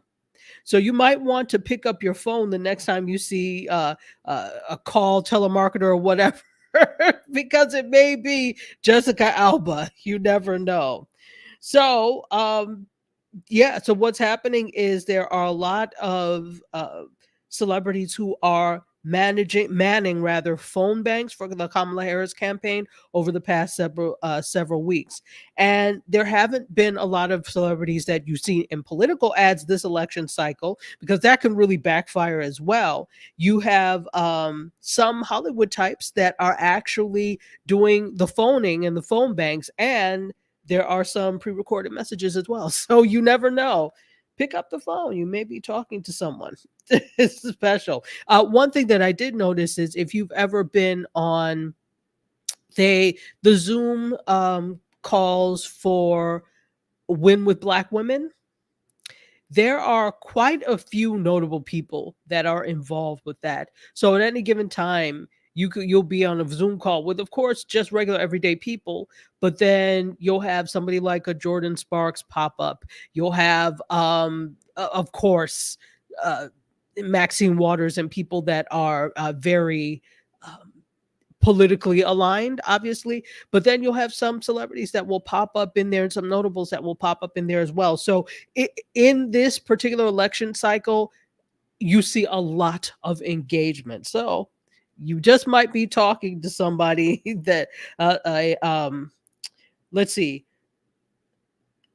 Supergirl creator Ali Adler, American Pie producer Chris Bender. So you have a lot of people, not just the celebrities themselves, but people that work in Hollywood that are doing these things as well. Suits, Gina Torres from Suits. Very interesting. So I'm not going to pick up the phone. I don't care who's calling because I don't pick up the phone for those types of things. But if you're looking to maybe talk to one of these notables, maybe you should pick up the phone. All right, so let's take a look at this. We have an interesting tour that is coming up. Dave Chappelle and Killer Mike are headlining a U.S. tour. Now, here's the interesting thing. Killer Mike is if you don't know who he is a hip hop artist and activist from Atlanta. And of course, we know Dave Chappelle is a comedian. Now, I watched, Killer Mike did a concert on it was on Instagram and YouTube, and it was so good. I just happened to catch it and it was live. So I was like, I saw it first on Instagram because I follow him, and then I was like, is this on YouTube too? Better experience on YouTube, of course. So he really has some cool things going on. So this tour is actually going to be produced by Live Nation. It's going to feature a mix of music and comedy. They're going to have 7 stops, and it's kicking off in Detroit November 15th, and they're going to wrap in Long Beach Terrace Theater in California on November 24th. So the tour is going to be called Still Talking That Ish, and it will be of course the two of them doing this. And it's supposed to be one of Chappelle's unique affairs because it's a fusion of music and comedy across a joint set. And that's what he says. So he often, and I've seen him do this before, Dave Chappelle, I remember like not too long after he denied that deal, the $50 million deal with, was it HBO? I think. Remember, that was a big thing back in the day. How did you turn down $50 million? And now it's like 50 million is chump change, as they say, chicken change in the entertainment world. But back then, this had to be, was this the early 2000s? I think this was the early 2000s when they were talking about $50 million and he turned that down. I remember after that, he did a block party in Brooklyn. And he invited, there was Erykah Badu was there. He has a lot of ties to music folks. And it was just like a block party in Brooklyn, similar to what Spike Lee does. So I can see that he has deep ties with music folks. And here's the thing. No phones allowed. Oh, but I love Erykah Badu. So do I. And we got a couple of comments here from Mark before you go any further, because when you said that Elba was leaving, I love him too. He is so sexy. Anyway, he says, depending on what's happening in 11 days, maybe that's what I can go with it. There's room. He says, I worked with the phone banks for Obama's elections. In this day and age, that is quite an adventure. When people do answer their phone, it is not always met with warmth and kindness. No, absolutely. And you know who spoiled it? The telemarketers and the fraudsters. So remember, there was a time when people would pick up the phone. Well, first of all, there was no caller ID. So if you wanted to know who was there, you picked up the phone. And this was even before answering machine. You know, people would like, oh, well, let the answering machine pick it up. But, you know, people for the most part would still pick up their phones. Listen, if I don't know who you are, and I'm not expecting your call, it doesn't pick it, you will go to voicemail and I'll figure it out later. Exactly. So exactly. And Mark goes on to say, for the record, he says, I happily consider a $50 million deal in today's dollars. Thank you. They keep coming. Mark says, now I'm just calling people to ask about their expired auto warranty. Would you be interested in extending your auto warranty? I never had one to begin with, fool. Anyway, so no, I feel you, Mark. $50 million. First of all, I realize I am not Dave Chappelle. So listen, 10 million. I'm okay with that in today's dollars. I'll make up the rest someplace else. So yeah, no phones. And so that is going to be interesting to see, because in 2024, in the year of our Lord, you're hard pressed to come into or get into any event where you don't see phones. So I guess but that's a nice thing, because I think, oh, go ahead, you're on mute. How are they going to make that happen? Often when there are no phones allowed, you either have to just leave them in your hotel, you're at home, in your car, or they will put them inside a device. They have devices that prevent you from like using them when it comes to that, if you bring it. So, and then you have to, because I remember when I was a fellow for the Television Academy, we went to a taping of Dancing with the Stars, no phones allowed. So they were like, just leave them in your hotel, in the hotel room, which I did. But there were other people who brought their phones and they gave them a device to, I think they put them inside something so that they could not use them. Or they collected them. I can't remember, but yeah, no phones, because they don't want stuff to leak. And I understand you want to just make arrangements. You have to, for the 1 hour and for the 90 minutes or whatever, I'm sure that you'll be okay. And I went to the other day, I was at, what day was it? Wednesday. Do you know who Samara Joy is? Samara Joy is a jazz artist, and she kind of is reminiscent of Ella Fitzgerald, but she's only like 22 years old. Is she? Okay. Yeah, she just graduated. In 2022, she graduated from school. She's a New Yorker, born and raised in the Bronx. She graduated from one of the SUNY schools up there, and her major was, music, I think jazz improvisation or something like that. She has a beautiful voice. Well, she won Best New Artist that same year. She was actually nominated for a Grammy while she was in school, and I had been following her on social media for a while. And I remember she was getting off the subway and she got a call, and they said that she got nominated for the Grammy, and then she won. And then she won the Grammy last year too. She's amazing. So when I found out she was coming and it was 5 minutes away driving from my house, yes, I'm going. So any case, it was a wonderful concert, but no phone, I mean, you could have your phone, but no pictures, no video. And they were diligent going around, because, some folks, yeah. So they were going around saying, no, you can't do that. But the nice thing is, I didn't check my phone once. I was in the moment of that wonderful performance. And I think by not allowing phones, that is one way to be in the moment. You could go to your phone after. 90 minutes is not going to hurt. So, absolutely. So that's what's happening there. If you're interested, you can go to the Hollywood Reporter and check out the dates. It looks like I said they start at Detroit, but they'll also be in Atlanta, in Rosemont, Illinois, which I think is Chicago area. They'll be in Boston, New York, Oakland, and Long Beach. So you've got a few choices if you are interested. I don't know how much it costs. You can check Live Nation or Ticketmaster for that.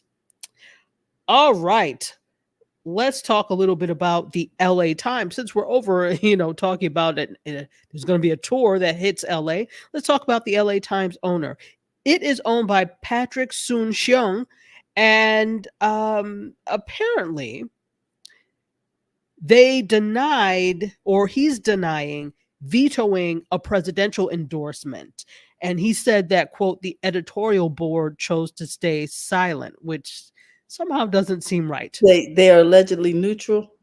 Yeah, that they chose to stay silent. So that newspapers generally will endorse a political candidate for office, particularly the presidential. But even with local races, they endorse. So they came through the editorial board, wanted to endorse Harris for president, but they said that he vetoed it. But the owner, Patrick Soon-Shiong, is saying that the board, quote, chose to remain silent, and I accepted their decision. So the editorial page editor, Mariel Garza, resigned on Wednesday because of this. saying this: the non-endorsement undermines the integrity of the editorial board in every single endorsement we make. She said this in her resignation letter. And said also that so many comments about the LA Times editorial board not providing a presidential endorsement this year. Let me clarify how this decision came about. And this is he wrote this on X. The editorial board was provided the opportunity to draft a factual analysis of all the positive and negative policies by each candidate during their tenures at the White House and how these policies affected the nation. In addition, this is Pat Soon-Shiong, the owner, saying this. In addition, the board was asked to provide their understanding of the policies and plans enunciated by the candidates during the campaign and its potential effect on the nation in the next 4 years. In this way, with this clear, nonpartisan information side by side, our readers could decide who would be worthy of being president for the next 4 years. So he said, instead of adopting this path as suggested, the editorial board chose to remain silent, and I accepted their decision. Please vote. Okay. So in turn, Garza responded to the rap saying, we pitched an endorsement and we were not allowed to write one. Interesting. So it seems like there's a case of, allegedly the owner of the LA Times blocking this endorsement. So we'll see what happens with this. I'm sure this is still developing and we will see. So in addition to this public outcry over the decision, there were internal Slack conversations that the Wrap viewed, echoing the sentiment of the paper that had, quote, abandoned that responsibility of endorsing a candidate.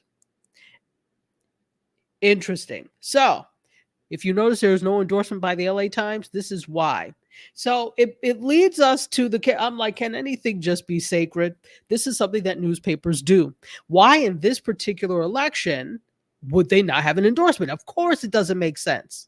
So the fact that you said they chose to remain silent and I said nothing and I accepted the decision, or were they coerced to remain silent? Or threatened, quote, in quotes, to remain silent? So when things like that happen, it's like, yeah, well, what really is the real deal? So I don't buy, something is fishy about that whole thing and I don't buy it. I'm with you. Absolutely. All right, let's keep going. Off of presidential endorsements, off to the Brady Bunch. Did you know that there was supposed to be a Brady Bunch reboot?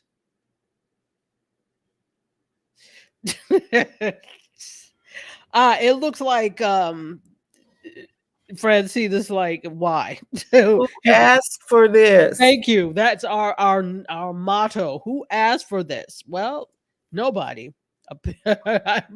But even though there was a reboot that was put forward, it's X'd now, and it was supposed to be at CBS. And that was because of actress Susan Olsen's documented hate speech. Now, if you don't know who Susan Olsen is, she played Cindy, the youngest Brady daughter. Mm-hmm. So the resounding result was that, no, we cannot have her in a show, right? Yeah. So Susan Olsen was among the OG actors that was supposed to be in the reboot, but it didn't get off the ground because of her controversial comments and hate speech. Now, I don't mean any harm, but have you seen grown-up Susan Olsen, Cindy? I'm gonna go look. Go look. She looks like the type that have hate speech. When people are not all dolled up because they have stylists, etc. You see, I'm like, yeah, you look like. And I've heard in the past that some sketchy things have been seen or said by her. So obviously this was going to come back up. But before we get into the rest of this, would you be interested in watching a Brady Bunch reboot? Is that a no?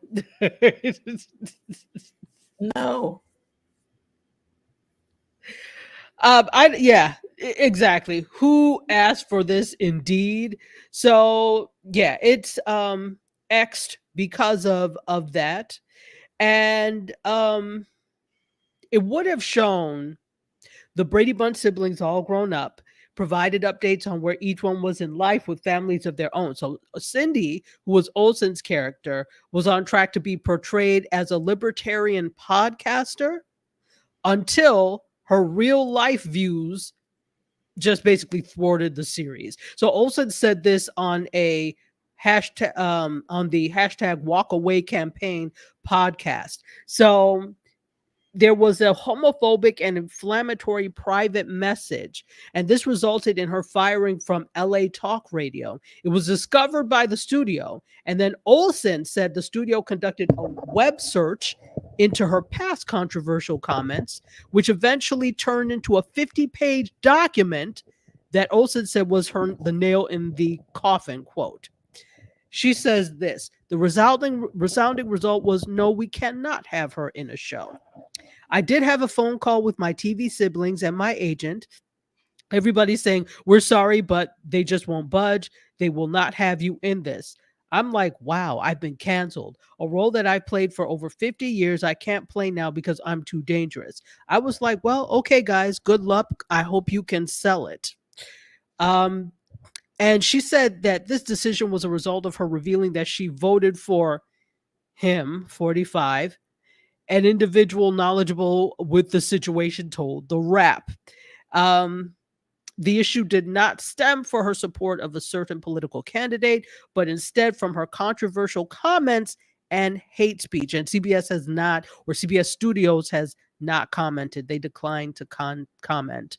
Olsen stood by her comments during her podcast appearance, calling them her greatest hits and saying, if I put it out there, then I meant it. So prior to the search of all these past controversial comments, Olsen said that CBS Studios had offered her the opportunity to take a course after learning about the homophobic incident, and Olsen agreed. She said, I thought, hey, it'll greenlight the show. It's the least I can do for my siblings because they're having a problem. Because they've had a problem with me. Not the siblings, but the show. So she also added that she was eager to consult with media experts on the matter, but never received information on the course, as the studio came to find her past comments were too much to overcome. So my thing is this: okay, so they offered her a course on what do they call those courses, or that training, sensitivity training or something like that. So that's basically what that was, right? You think that's going to change her views? And she just said, hey, well, it will greenlight the show. That doesn't mean she gives a damn about changing the way she thinks. So yeah, there was going to be a huge problem. So of course she couldn't be with it. And to be honest, who asked for a Brady Bunch reboot? You've already tried it or done it like 2 times. You've had the Brady Bunch parody movies. We're good.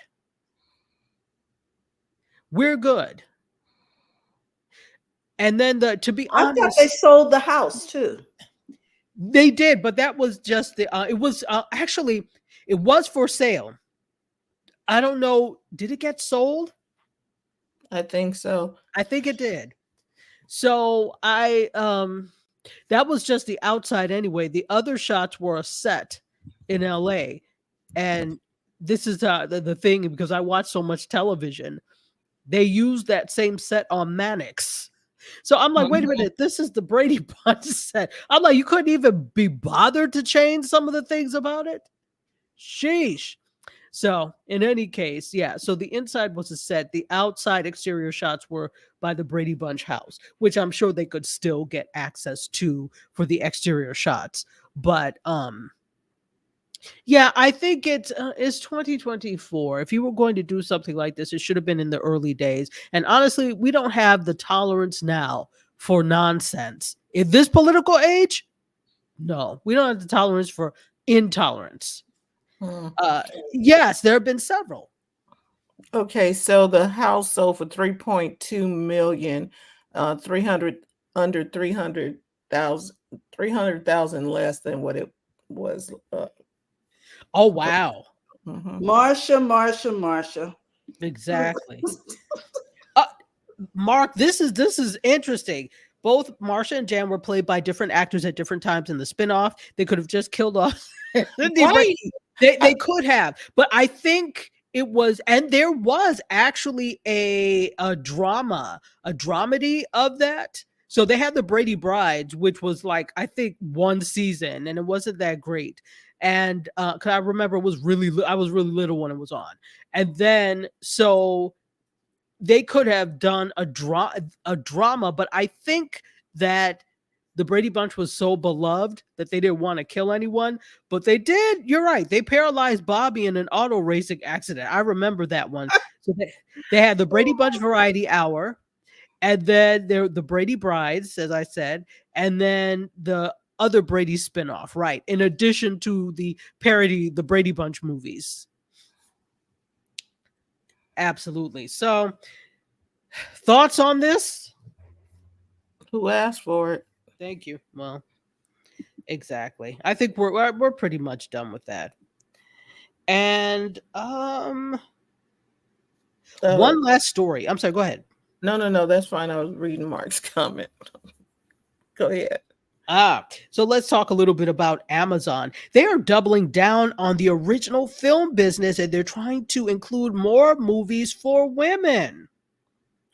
So MIPCOM, which is a film conference and market, just happened in Cannes.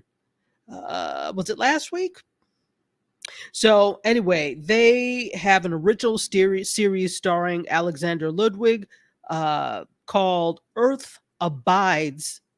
Yeah, Earth Abides. Whatever that is. So anyway, it's the show is a post-apocalyptic tale based on George R. Stewart's 1949 novel about the fall of civilization from deadly disease. Well, sheesh, that sounds familiar. Anyway, 2019-ish. Yeah, exactly. So, yeah, there are a lot of things they're really trying to double down on original content, which is interesting because, you know, we saw a little bit of a move away from streamers for a little while, and now we see it starting to come back. So that's what's happening. And they announced their 2025 slate at the MIPCOM market, and there is a huge push. They said the data is super clear. We know that originals worked well for our broadcasters. It works well for us on the service, so we prioritize that. And we went super hard. It was a really big initiative, and we're a big company, so it's a robust decision-making process with a lot of discussion. So they're trying to get the demographics of younger and female audiences.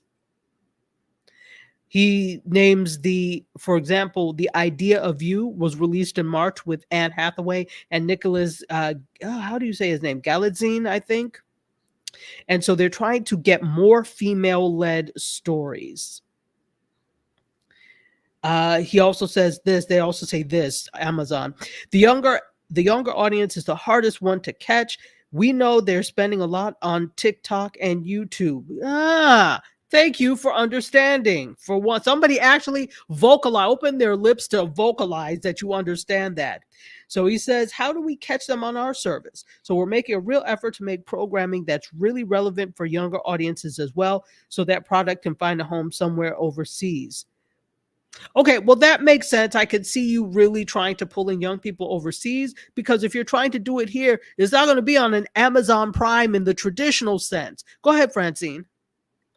Put Amazon on YouTube. What is the difficulty in that?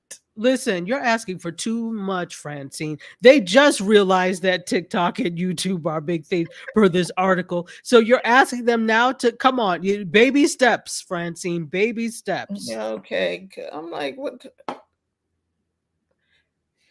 And you can get a YouTube channel for free.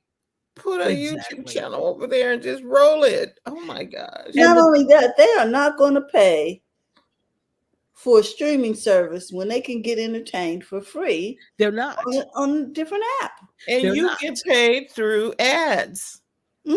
Exactly. Oh my gosh. I mean, if I were them, I Well, they- would look into, I know you've got your own platform, but I would look into how can we produce an original series that can be on TikTok? How can we produce an original series that would live on YouTube?